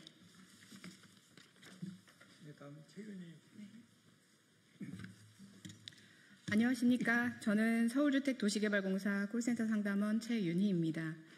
저희 콜센터는 임대주택, 분양 등 서울시민의 주거와 직결된 상담을 담당하는 공공서비스의 첫 번째 창구입니다. 상시 지속적인 업무이기에 문재인 정부 시절 추진된 공공기관 비정규직 제로화 정책에 따라 정규직 전환 대상에 포함됐고 2020년 12월 서울시는 기관 직접 고용을 공식 결정했습니다. 그러나 2025년 오늘까지 우리는 여전히 2년마다 계약을 갱신해야 하는 민간위탁 노동자로 남아 있습니다. 지난 4년간 노사전 협의회에서 수차례 논의했지만 공사는 공정채용, 정원 증가 불가 등의 이유로 결정을 미루었고 작년 12월 24일 이후 협의는 완전히 멈췄습니다. 정부는 결정을 내리고도 끝까지 이행하지 않았고 갈등을 방치했습니다. 다른 공공기관 콜센터의 상황도 다르지 않습니다. 국세청과 한국장학재단은 밀실행정으로 민간위탁 결정을 내려버렸습니다. 그 결과 국세청 콜센터에서는 위탁업체의 도급비 횡령과 퇴직금 부당지급 사건이 발생해 소송 중이며 한국장학재단은 노동자와 단 한 차례의 논의도 없이 콜센터 노동자 51명을 감축하고 사업장 대구 이전을 발표했습니다. 게다가 각각의 사업장의 임금체계도 다 제각각입니다. 민간위탁 사업장은 각 기관의 원청의 업무보다는 콜센터의 인력 관리를 하고 그 인원에 따라 수익을 창출하는 중간 업체입니다. 노동조합이 없다면 노동자의 인권이나 권리를 찾기 힘든 곳이 바로 콜센터 사업장입니다. 이것이 바로 민간위탁 구조의 불안정성과 비인권성을 보여주는 현실입니다. 저희는 더 이상 1, 2년마다 바뀌는 업체와 교섭하고 싶지 않습니다. 원청이 비용을 늘리지 않으면 임금 인상조차 불가능한 구조, 이 악순환을 끝내야 합니다. 콜센터의 예산과 정원을 실제적으로 운영하는 원청과 교섭을 해야 합니다. 정부는 원청이 책임을 다하도록 그 구조를 만들어야 합니다. 비정규직을 양산하는 법은 만들어서 계속 확산시키면서 책임지지 않겠다는 것은 정부의 직무유기입니다. 이재명 정부에 강력히 요구합니다. 문재인 정부가 공공부문 상시지속 업무 비정규직을 정규직하겠다는 정책은 기관별로 책임을 떠넘기면서 결국 노노 갈등만 유발시키는 빛 좋은 개살구였습니다. 그렇게 돼서는 안 됩니다. 이재명 대통령이 경기도지사 시절 경기도 콜센터 노동자들을 직접 고용했던 장본인이지 않습니까? 정부가 책임지고 공공부문 비정규직의 정규직을 완수해야 합니다. 우리가 항상 목소리를 낼 때 누군가는 말을 합니다. 당신들은 AI로 대체될 것이다. 정부에게 묻습니다. AI로 대체될 수 있다는 이유로 수많은 노동자를 포기하시겠습니까? 특히 가장 가까운 곳에서 국민을 맞이하는 콜센터 노동자에게 또다시 차가운 철퇴를 내리칠 겁니까? 지난 정부의 행동처럼 갈등을 유발시키고 관망할 예정이십니까? 저희는 이번에는 약속을 지키는 정부를 원합니다. 온전한 노조법 2~3조 개정으로 하청 노동자의 목소리가 원청에 직접 전달될 수 있기를 바랍니다. 감사합니다.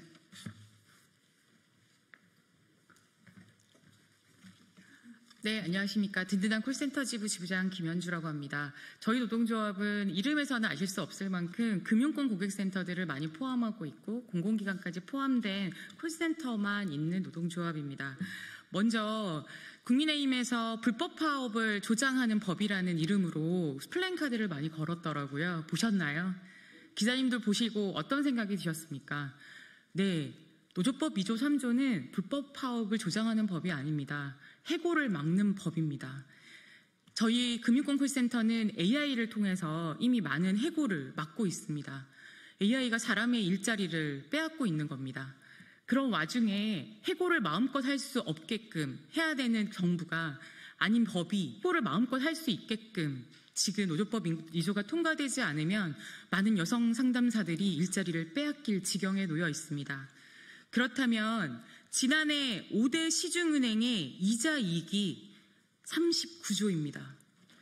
그런 39조인 회사 중 하나은행은 용역비를 환수하고 있습니다. 무슨 말씀이냐고요? 네, 콜 실적이 좋지 않으면 상담사들에게 지급했던 임금의 일부 용역비를 그 다음 달에 환수를 하고 있는 겁니다. 38조를 벌던 39조를 벌던 그들이 그렇게 벌어들인 수익을 상담사들을 목을 조우는 일에 사용하고 있습니다. 기억하시는 2017년도에 다음 소희가 세상을 떠났을 때 실적이 가장 큰 문제였습니다. 그런데 그건 하나은행만의 문제가 아닙니다. 현대해상이라는 누구나 알면 다 아는 그 그룹에서도 15분 단위로 실적을 쪼고 있습니다.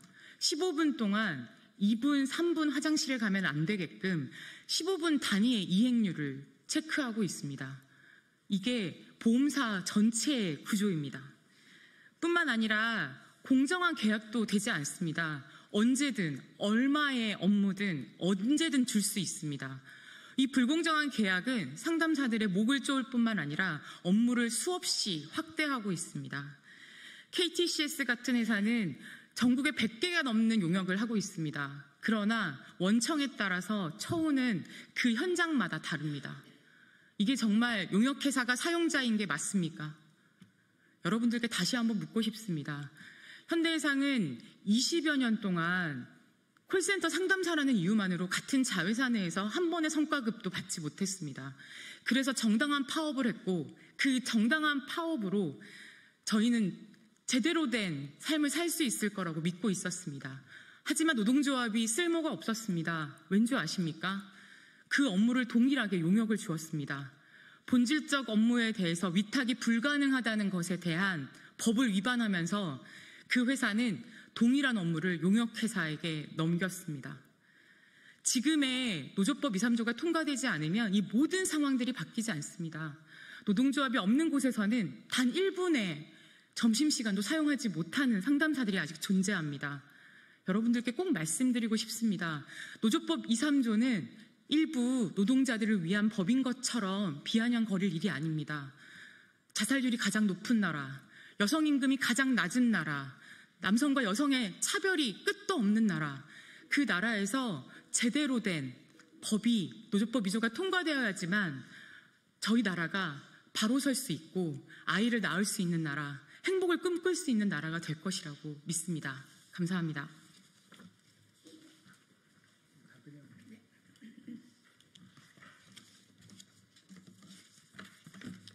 네, 안녕하십니까. 저는 라이나 손해보험 콜센터 지부장 박은영입니다. 저는 원청의 업무를 15년째 하고 있는 콜센터 상담사입니다. 원청의 업무를 묵묵히 해왔지만 수시로 바뀌는 하청 구조 때문에 장기 근속을 인정받지도 못했고 인정하려고 하지도 않습니다. 원청은 3년 또는 5년마다 콜센터 상담사의 노동력을 입찰 시장에 내놓습니다. 그 순간 우리의 경력, 실력, 노동의 가치는 헐값이 되고 저가로 낙찰된 하청이 결정되면 근무지부터 취업규칙 사범까지 모두 바뀝니다. 하지만 변하지 않는 단 한 가지, 우리는 여전히 원청의 일을 하고 있다는 사실입니다. 24년 1월 콜센터 입찰 소식을 들었습니다. 더 충격적인 건 3개 센터를 모두 쪼개서 분할 입찰을 한다는 것이었습니다. 저희는 노조는 분할 입찰을 받기 위해서, 그리고 고용승계, 단협승계, 연차승계를 지키기 위해서 추운 겨울 눈보라를 맞으며 원청 앞에서 45일 동안 피켓 시위를 했습니다. 입장문도 이메일을 보냈습니다. 그러나 돌아온 답변이 이랬습니다. 우리는 항상 협상 과정에서 비조합에 전달하겠으나 근로조건 등 선정업체 경영권에 해당하는 부분으로 강제할 수 없다. 저는 그 순간 뼈저리게 느꼈습니다. 왜 비정규직이 정규직을 그토록 원하고 있는지, 왜 원청의 책임 강화를 외쳤는지 말입니다. 이 구조가 바뀌지 않는 한 우리 고용 불안은 평생 반복될 것입니다. 이번 계약은 3년입니다. 3년 뒤에도 우리는 또다시 원청 앞에서 고용 보장을 외쳐야 할 것입니다. 이미 많은 상담사들이 벌써부터 3년 뒤를 걱정하고 있습니다. 노조법 2, 3조 개정은 선택이 아닙니다. 이것은 우리의 생존을 위한 최소한의 장치입니다. 원청이 진짜 사용자로서 책임을 지도록 만드는 법, 이것만이 우리의 살 길입니다. 저는 약속드립니다. 두려워하지 맙시다. 고용 불안에 떨지 않고 오직 일에만 집중할 수 있는 날을 반드시 만들겠습니다. 하청, 그들만의 리그에서 우리 상담사의 노동이 헐값에 팔려나가는 현실을 끝장내려면 노조법 2, 3조는 반드시 통과시켜야만 합니다. 콜센터 하청 노동자는 동정의 대상이 아닙니다. 잘못된 구조를 바꾸는 변화의 주체입니다. 이것이 상식이고 이것이 정의입니다. 저는 끝까지 싸우겠습니다. 감사합니다. 네, 이것으로 민주노총 콜센터 노동자 노조법 개정 촉구 기자회견을 마치도록 하겠습니다. 고맙습니다.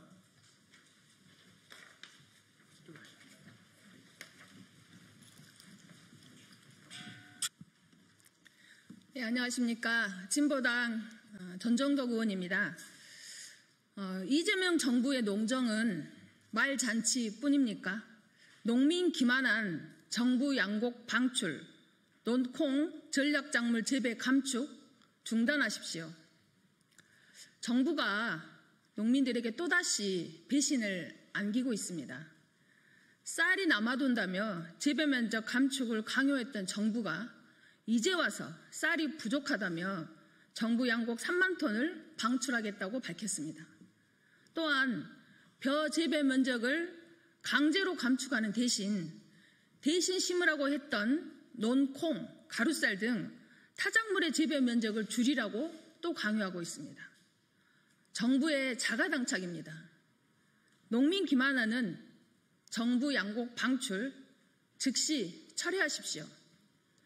농식품부는 지난 10일 산지 유통업체 애로사항을 해소하겠다며 정부 양곡 3만 톤을 풀겠다고 발표하고 11일 보도자료를 통해서 쌀 소비 촉진을 하겠다고 발표했습니다. 다가오는 수확기 이제야 제대로 쌀값을 보장받겠구나라고 꿈꿨던 우리 농민들에게 쌀값 억제로 농가소득 기대에 물거품을 만들고 배신을 안겨줬습니다. 또한 공적 자산인 공공비축미를 중소농가나 지역단위 유통은 철저히 배제하고 대형 RPC나 대형 민간유통업체에만 신청 자격을 제한해 대형 민간유통업체의 특혜 논란으로 보여질 수 있습니다. 역대 어느 정권도 수확기에 정부 양곡을 방출한 사례는 없습니다. 9월 15일이면 조벼 수확이 본격화됩니다. 빠른 벼는 8월 중순부터 수확을 합니다. 역대급 폭염과 폭우로 이것을 다 이겨내고 농사를 지어온 농민들에게 새 정부가 보여준 것이 정부 양곡 방출이라는 조치에 농민들은 분노하고 있습니다. 농민들의 기대를 무너뜨리는 것뿐만 아니라 정부 스스로 수급 균형이라는 목표를 뒤흔드는 무책임한 결정입니다. 농콩 등 전략작물 재배 감축은 명백한 농정 실패이자 자기 고백입니다. 농식품부는 불과 몇 달 전만 해도 쌀이 남는다며 벼 재배 면적을 감축하라고 압박했습니다. 농민들에게 논에 쌀 대신에 콩 심고 가루쌀 심이라고 타작물 재배 정책을 몰아붙였습니다. 심지어는 재배 면적 감축에 이것을 전환하지 않는 농가에 대해서는 농가 직불금조차 제대로 못 받는 사례까지 발생하고 있습니다. 전략작물 육성은 하루아침에 되는 것이 아니라 토질 개선 그리고 용배수로도 확보해야 하고 기계화도 해야 하고 소비처 확보나 수입선 대체 등 이런 종합적이고 중장기적인 전략과 체계적인 계획하에 추진해야 한다는 이야기는 그동안 여러 차례 지속적으로 제기해왔던 문제들입니다. 그러나 농식품부는 이에 대한 대책은 마련하지 않고 쌀 생산 감축에만 매몰돼 전략 작물을 주먹구구식으로 추진하면서 소모성 예산 낭비와 졸속 행정의 폐해만 남겼습니다. 더 큰 문제는 정부만 믿고 벼 재배 면적을 감축하고 그곳에 논콩이나 전략작물 전환에 동참했던 농민들에게 피해만 안겨주고 있는 것입니다. 이 모든 책임을 다시 농민들에게 전가하고 어렵게 전환한 작물을 갈아엎고 또 다른 작물로 심으라고 농지에서 쫓아내고 있는 방식으로 농민들을 대하고 있습니다.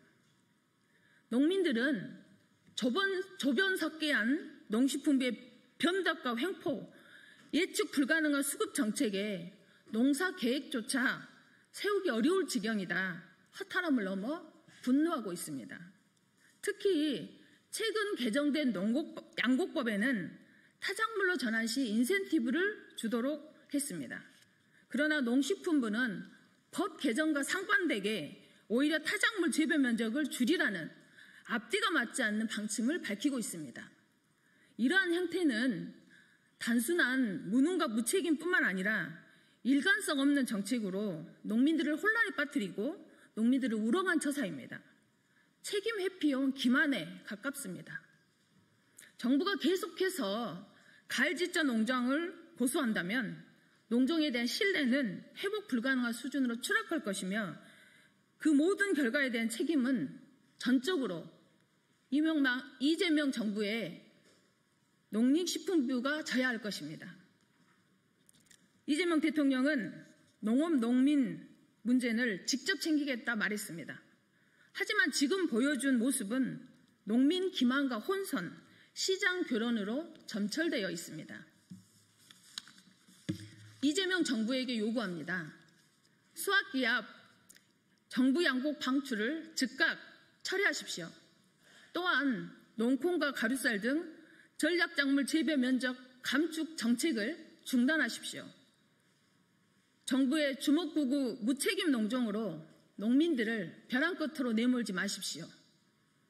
국민의 먹거리, 식량 주권을 지켜온 것은 농민들의 손이었습니다. 일관성도 효율성도 없는 갈짓자, 땜질 농정을 폐기하고 현장의 의견을 반영한 예측 가능하고 지속 가능한 농업 정책을 수립하십시오. 정부 비축 양국 방출과 농콩 재배 면적 감축 추진을 중단하고 쌀 목표 가격 지시를 포함한 농산물 수급 안정과 농가 소득 보장이 가능한 실질적인 가격 안정 대책을 내놓기를 촉구합니다. 농업이 식량 안보, 국가 안보를 책임지는 최전선이다. 이렇게 이재명 대통령이 말했습니다. 그 진정성은 말이 아닌 정책으로 표현되는 것일 것입니다. 네, 고맙습니다.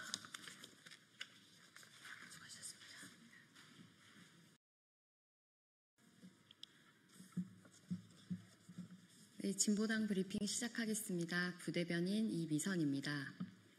KBS 이사회는 즉각 특별감사 이사회를 여십시오. 서기석, 박장범의 법꾸라지 행태 추잡합니다. KBS 이사회가 박장범 사장 특별감사 보고를 위한 임시이사회 개최를 거듭 거부하고 있습니다. 박찬욱 감사가 이해충돌방지법 위반 및 감사 방해 등 중대한 사유로 특별감사를 진행 중임에도 서기석 이사장과 다수 이사는 법적 검토를 핑계로 책임을 회피하고 있습니다. 공영방송 정상화는커녕 오히려 이사회가 나서서 사장 감사를 가로막고 있는 현실이 참담합니다. 이사회 운영 규정은 감사가 사장의 위법 가능성을 인지하면 이사회에 보고하고 이사장이 임시이사회를 소집해야 한다고 명시합니다. 그럼에도 두 차례의 공식 요청은 묵살됐습니다.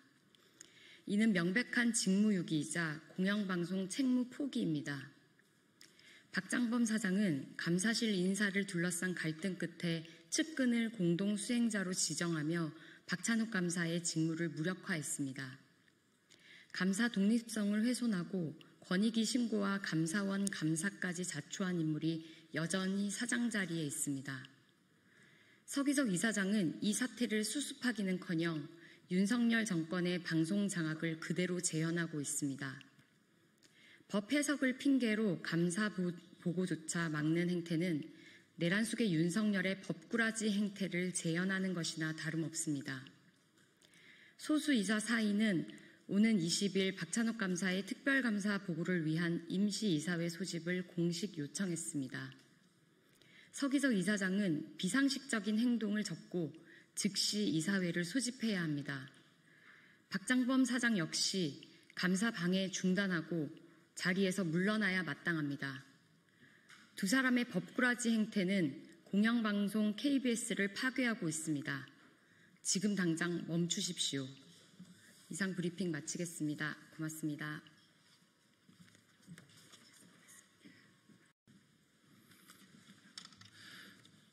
안녕하십니까. 저는 인천 중구 강화구 농진군 출신 배준영 의원입니다. 저는 오늘 이 자리에서 인천국제공항을 포함한 영종을 무료로 오갈 수 있는 도로 제3연육교의 무료화를 위한 헌법 소원을 청구하겠다는 입장을 밝히기 위해 이 자리에 섰습니다. 현재 인천국제공항을 포함한 영종을 오가는 도로는 유료도로, 즉 인천 공항고속도로 인천대교밖에 없습니다. 올해 말 완공 및 개통 예정인 제3연육교 역시 유료화될 전망입니다. 제3연육교는 영종과 청라 입주민들의 분양대금 및 인천시와 도시공사 등이 부담한 사실상 재정도로여서 무료화되어야 하지만 현재 정부와 인천시의 비용 분담 문제로 유료화 논의가 계속되고 있는 중입니다. 인천국제공항을 포함한 영종으로 통하는 현재 모든 다리가 유료인 것도 문제이지만 제3연육교는 재정도로의 성격이 강하기 때문에 민자도로와 달리 취급되어야 합니다. 또한 유료도로를 설치하려면 반드시 무료도로가 있어야 한다고 규정하고 있는 제정 당시의 유료도로법의 취지에도 어긋납니다. 현재 개정된 법과 현실은 도서민들의 행복 추구권과 거주 이전의 자유도 심대하게 침해하고 있는 상황입니다. 이에 저는 영종에 거주하는 10명의 주민 및 단체 등과 함께 다음 주 중 서류가 완성되는 대로 헌법재판소에 영종 제3연육교 통행료 무료라는 취지의 헌법소원을 제기할 예정입니다. 이를 통해 잘못된 현실을 바로잡겠습니다. 이미 2004년도에 인천국제공항 고속도로를 대상으로 유사한 헌법소원이 주민들에 의해 제기되었습니다. 그러나 어이없게도 바닷길로 영종에 갈 수 있다는 선택지가 있다는 이유로 기각되었습니다. 제3연육교의 개통을 앞둔 지금이 과거의 잘못된 판결을 바로잡고 무료화를 할 수 있는 절호의 시점입니다. 저는 지난 7월 29일 인사청문회를 통해 당시 김윤덕 국토교통부 장관 후보자에게 민간사업자와 맺은 경쟁 방지 조약에 대한 조정 및 무료화를 통해 제3연육교 전면 무료화를 요청했습니다. 이에 대해 김 후보자는 통행료 책정에 대해서는 인천시가 주관한다며 국토부의 역할이 있다면 살펴봐서 논의하겠다고만 했습니다. 하지만 이는 국토교통부가 인천시와의 협약서를 근거로 모두 인천시가 책임져야 된다는 원론적인 입장만을 밝혔음인 점을 감안하여 헌법소원이라는 법적인 수단을 강구하지 않을 수 없습니다. 저는 어제 유정복 인천광역시장에게도 제3연육교 무료화 건의서를 전달하며 함께 최선을 다해달라고 요청했습니다. 저는 지난 정부와의 협력 및 국회 입법 등을 통해 인천공항공사와 다시 하겠습니다. 저는 지난 정부와의 협력 및 국회 입법 등을 통해 인천국제공항공사와 한국도로공사가 투자하는 방식으로 통행료를 대폭 낮춘 바 있습니다. 2003년 10월 인천공항 고속도로 통행료를 6,600원에서 3,200원으로 낮추었고 2025년 말에는 인천대교 통행료가 5,500원에서 2,000원으로 인하됩니다. 현재 영종 주민들과 옹진군 북도면 주민들은 인천공항 고속도로와 인천대교를 1회 왕복에 한해 무료로 이용하고 있는 실정입니다. 인천공항 조성 당시 IMF 상황에서 불가피하게 민간 자본으로만 도로가 건설되어 꼭 통행료를 내야만 영종도 통행이 가능했으나 정부는 이 위법하고 위헌적인 상황을 근본적으로 바꿀 노력을 해오지 않았던 것입니다.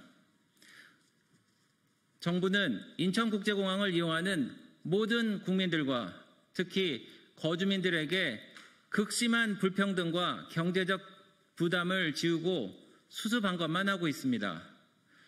이를 바로잡을 책임은 대한민국 정부에 있음을 명확히 합니다. 인천국제공항을 오가는 모든 대한민국 국민의 부담을 덜고 거주하는 주민들의 권리를 평등하게 하기 위해 최선을 다하겠습니다. 감사합니다. 고맙습니다. 네, 반갑습니다. 부산 해양수도 지원 특별법 발의 기자회견을 시작하도록 하겠습니다. 먼저 이 자리에 계신 그분들 먼저 소개 먼저 드리고, 우선은 허성무 경남 창원 성산구 산자위원 허성무 의원님 오셨습니다. 그리고 농해수위 제주시가 문대림 의원님 오셨습니다. 네, 저는 환노위 울산 동구 김태선입니다. 순서를 간략하게 설명드리면, 우선은 허성무 의원님께서 이 전반적으로 이 법안 관련해서 말씀을 좀 해주실 거고요. 그리고 기자회견문을 저와 문대림 의원님께서 나눠서 읽는 걸로 진행하도록 하겠습니다. 먼저 허성무 의원님께서 모두 발언 있으시겠습니다. 예, 경남 창원 성산구 허성무 의원입니다. 북극 항로의 시대가 열리고 있습니다.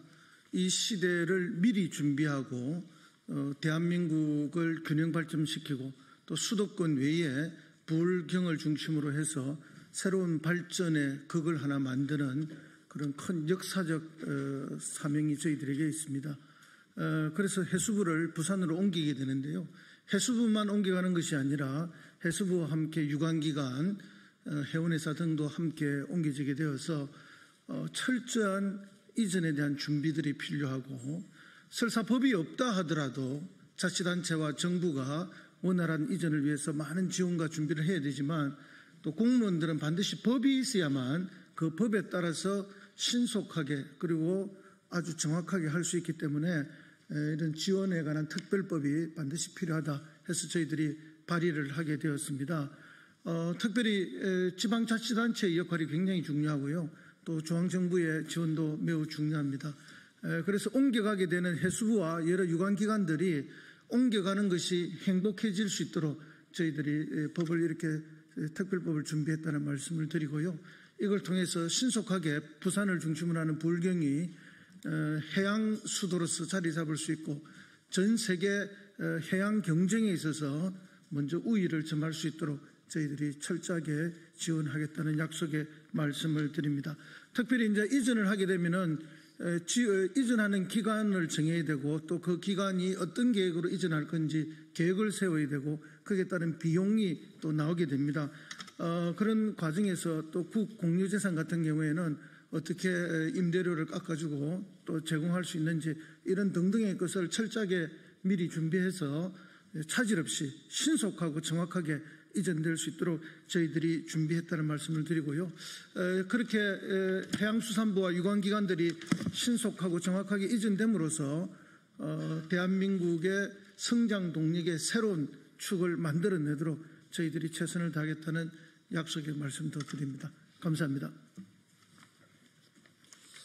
네, 허성무 의원께서 잘 말씀해 주셨는데, 이 법안은 이전 기관과 이전 기업의 범위, 정주 환경 개선에 집중을 해놨고요. 해양수도 이전의 조기 실행을 위한 핵심만 좀 담아가지고 올해 안에 해양수도로서의 전모를 좀 거듭날 수 있게끔 실질적인 이전 지원안이라고 생각하시면 될 것 같습니다. 그러면 기자회견문 낭독하도록 하겠습니다. 부산 해양수도 이전 기간 지원에 관한 특별법 대표 발의 기자회견문. 존경하는 국민 여러분, 그리고 부산, 울산 시민 여러분, 부산, 울산, 경남 시민 여러분, 오늘 저는 부산 해양수도 이전 기간 지원에 관한 특별법을 대표 발의했습니다. 이번 법안은 부울경 민주당 의원들과 국회 농림축산식품해양수산위원회 소속 민주당 의원들이 뜻을 모아 함께 발의했습니다. 부산은 북극 항로의 관문이자 유라시아 대륙과 해양을 연결하는 복합물류 허브로서 국가 성장의 핵심 동력이 될 수 있는 탁월한 입지와 산업 역량을 갖추고 있습니다. 이러한 잠재력을 실현하기 위해서는 해양수산부를 비롯한 해양 관련 중앙행정기관, 공공기관, 기업의 이전이 신속하고 체계적으로 추진되어야 합니다. 부산에 해양 관련 기관과 기업이 모이게 되면 산업 간 연계와 협력이 강화되어 부울경 전역이 글로벌 해양수도로 성장할 수 있을 것입니다. 이와 함께 해운, 항만, 자동차, 조선, 석유화학 등의 다양한 산업도 상호 연계 속에서 한층 더 발전하게 될 것입니다. 따라서 이번 특별법은 단순한 기관 이전 지원을 넘어 해양수산 물류 관련 기관 간 시너지를 높이고 부울경의 산업 경쟁력을 한층 강화하며 국가 균형 발전의 속도를 높이는 제도적 기반이 될 것입니다. 네, 민주당 해양수산특별위원장입니다. 이어서 낭독해드리겠습니다. 이번 특별법은 이러한 목표를 뒷받침하기 위해 이전 기관 지원 근거를 폭넓게 규정했습니다. 첫째, 중앙행정기관과 공공기관, 기업의 이전에 따른 지원 사항을 명확히 하고 국가와 지방자치단체의 책무를 규정했습니다. 둘째, 이전하는 기관과 기업은 규모, 범위, 비용 조달 방안을 포함한 이전 계획을 수립하고 지자체장은 이에 맞춘 이전 지원 계획을 마련하도록 했습니다. 셋째, 이전 비용 지원, 국공유재산 임대료 감면, 이사비, 이주 지원비, 전세자금 융자, 자녀의 전 입학 편의 제공, 세제 감면 등 실질적 지원 방안을 담았습니다.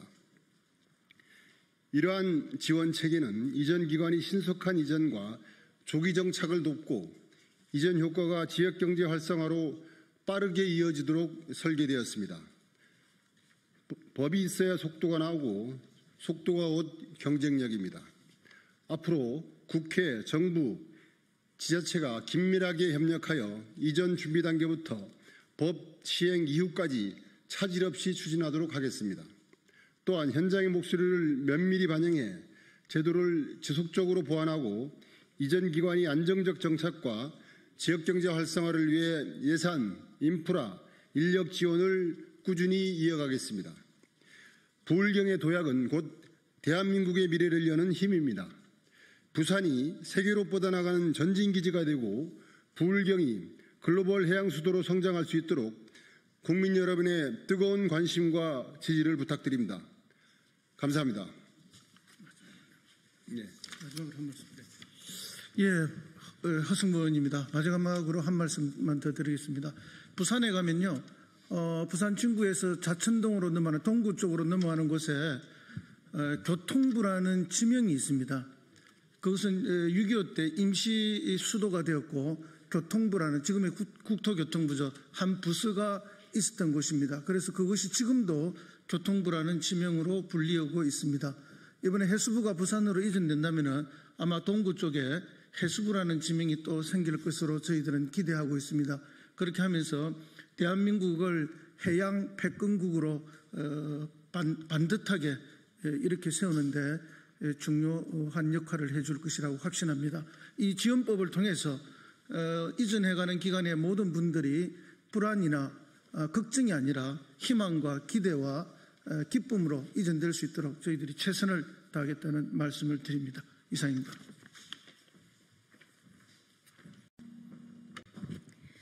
네, 안녕하십니까. 조국혁신당 정책위 의장 정춘생입니다. 오늘 오는 8월 14일이면 위안부 피해자 기림의 날입니다. 관련해서 법도 발의되어 있고 한데 아직 추진이 안 되고 있어서 빠른 처리를 촉구하는 기자회견을 하는 것이고요. 오늘 특별하게 우리 조국혁신당의 당대표이신 김선민 권한대행도 함께 하셨습니다. 예, 그리고 기자회견 함께 하실 분은 제 옆에 백선희 의원님 같이 오셨고요. 예, 그리고 이혜민 의원님 함께 하셨습니다. 그러면 기자회견문 낭독 시작하겠습니다. 일본군 위안부 피해자 지원법 신속 처리 및 국회 평화의 소녀상 건립 촉구를 위한 기자회견. 광복 80주년입니다. 그러나 일본군 위안부 피해자들에게 광복은 여전히 찾아오지 않았습니다. 광복절 하루 전인 8월 14일은 일본군 위안부 피해자 기림의 날입니다. 1991년 고 김학순 할머니의 용기 있는 증언을 시작으로 수많은 피해자들의 연대의 투쟁이 이어지며 26년 뒤인 2017년 마침내 8월 14일이 국가기념일로 제정되었습니다. 그러나 피해자들의 절박한 목소리는 아직도 국회 문턱을 넘지 못하고 있습니다. 조국혁신당 김선민 대표 권한대행을 필두로 의원들이 뜻을 모아 발의한 일본군 위안부 피해자 지원 법안들이 상임위조차 통과하지 못한 채 국회 여성가족위원회에 다수 계류되어 있습니다. 이 법안들은 위안부 피해 사실을 부인 왜곡하거나 허위 사실 유포로 피해자의 명예를 훼손하는 행위, 피해자를 기리는 소녀상을 훼손하는 행위 등을 엄격히 금지하고 처벌하는 것이 주요 골자로 지극히 상식적이고 윤리적인 내용임에도 불구하고 논의에 진전을 보이지 못하고 있습니다. 이는 피해자들의 절박한 현실을 국회가 외면하는 것과 다름없습니다.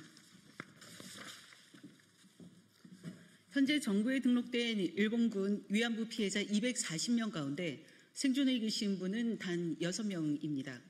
고령으로 인한 건강 악화가 이어지고 있기에 단 하루도 허비할 수 없습니다. 국회가 할 일을 해야 합니다. 더 이상 미룰 수 없습니다. 8월 국회에서 반드시 처리해야 합니다. 법안 신속 처리는 피해자들의 실질적 권리 보장과 치유를 위한 최소한의 의무입니다. 국제사회의 지속적인 관심과 지지를 이끌어내려면 대한민국 국회가 먼저 역사 정의 실현의 의지를 행동으로 보여주어야 합니다. 일본군 위안부 피해자 문제를 외면해온 국민의힘 역시 이제는 법안 통과를 위해 적극 협조해야 합니다. 정치적 이해관계보다 인권과 정의가 우선되어야 합니다. 기림의 날이 그저 과도를 애도하는 데 그치지 않도록 국회가 앞장서 역사를 바로 세우고 국제사회와의 연대를 공고히 해야 합니다. 아울러 조국혁신당은 법안 통과와 함께 국회 경내에 평화의 소녀상을 건립할 것을 강력히 촉구합니다. 국회는 국민을 대의하는 헌법기관으로서 일본군 전시 성폭력 피해의 역사적 진실을 기억하고 정의를 실현할 책무를 지니고 있습니다. 이미 지난 3월 본 의원 대표 발의로 국회 평화의 소년상 건립을 위한 결의안이 제출되기도 했습니다. 대한민국 국회가 소녀상 건립을 통해 평화와 인권이라는 인류 보편의 가치를 전 세계에 널리 알리고 관련 입법과 정책을 적극 추진한다면 혼란스러운 국제 정세 속에서도 분명한 모범이 될 것입니다. 마지막으로 평생을 증언과 투쟁으로 보내며 역사의 진실을 밝혀온 피해자들께 깊은 존경과 감사를 표합니다. 여러분의 걸음걸음이 역사를 밝히는 이정표가 되었습니다. 조국혁신당은 여러분이 밝혀준 길 위에서 역사 정의와 인권 수호를 위해 끝까지 함께하겠습니다. 감사합니다.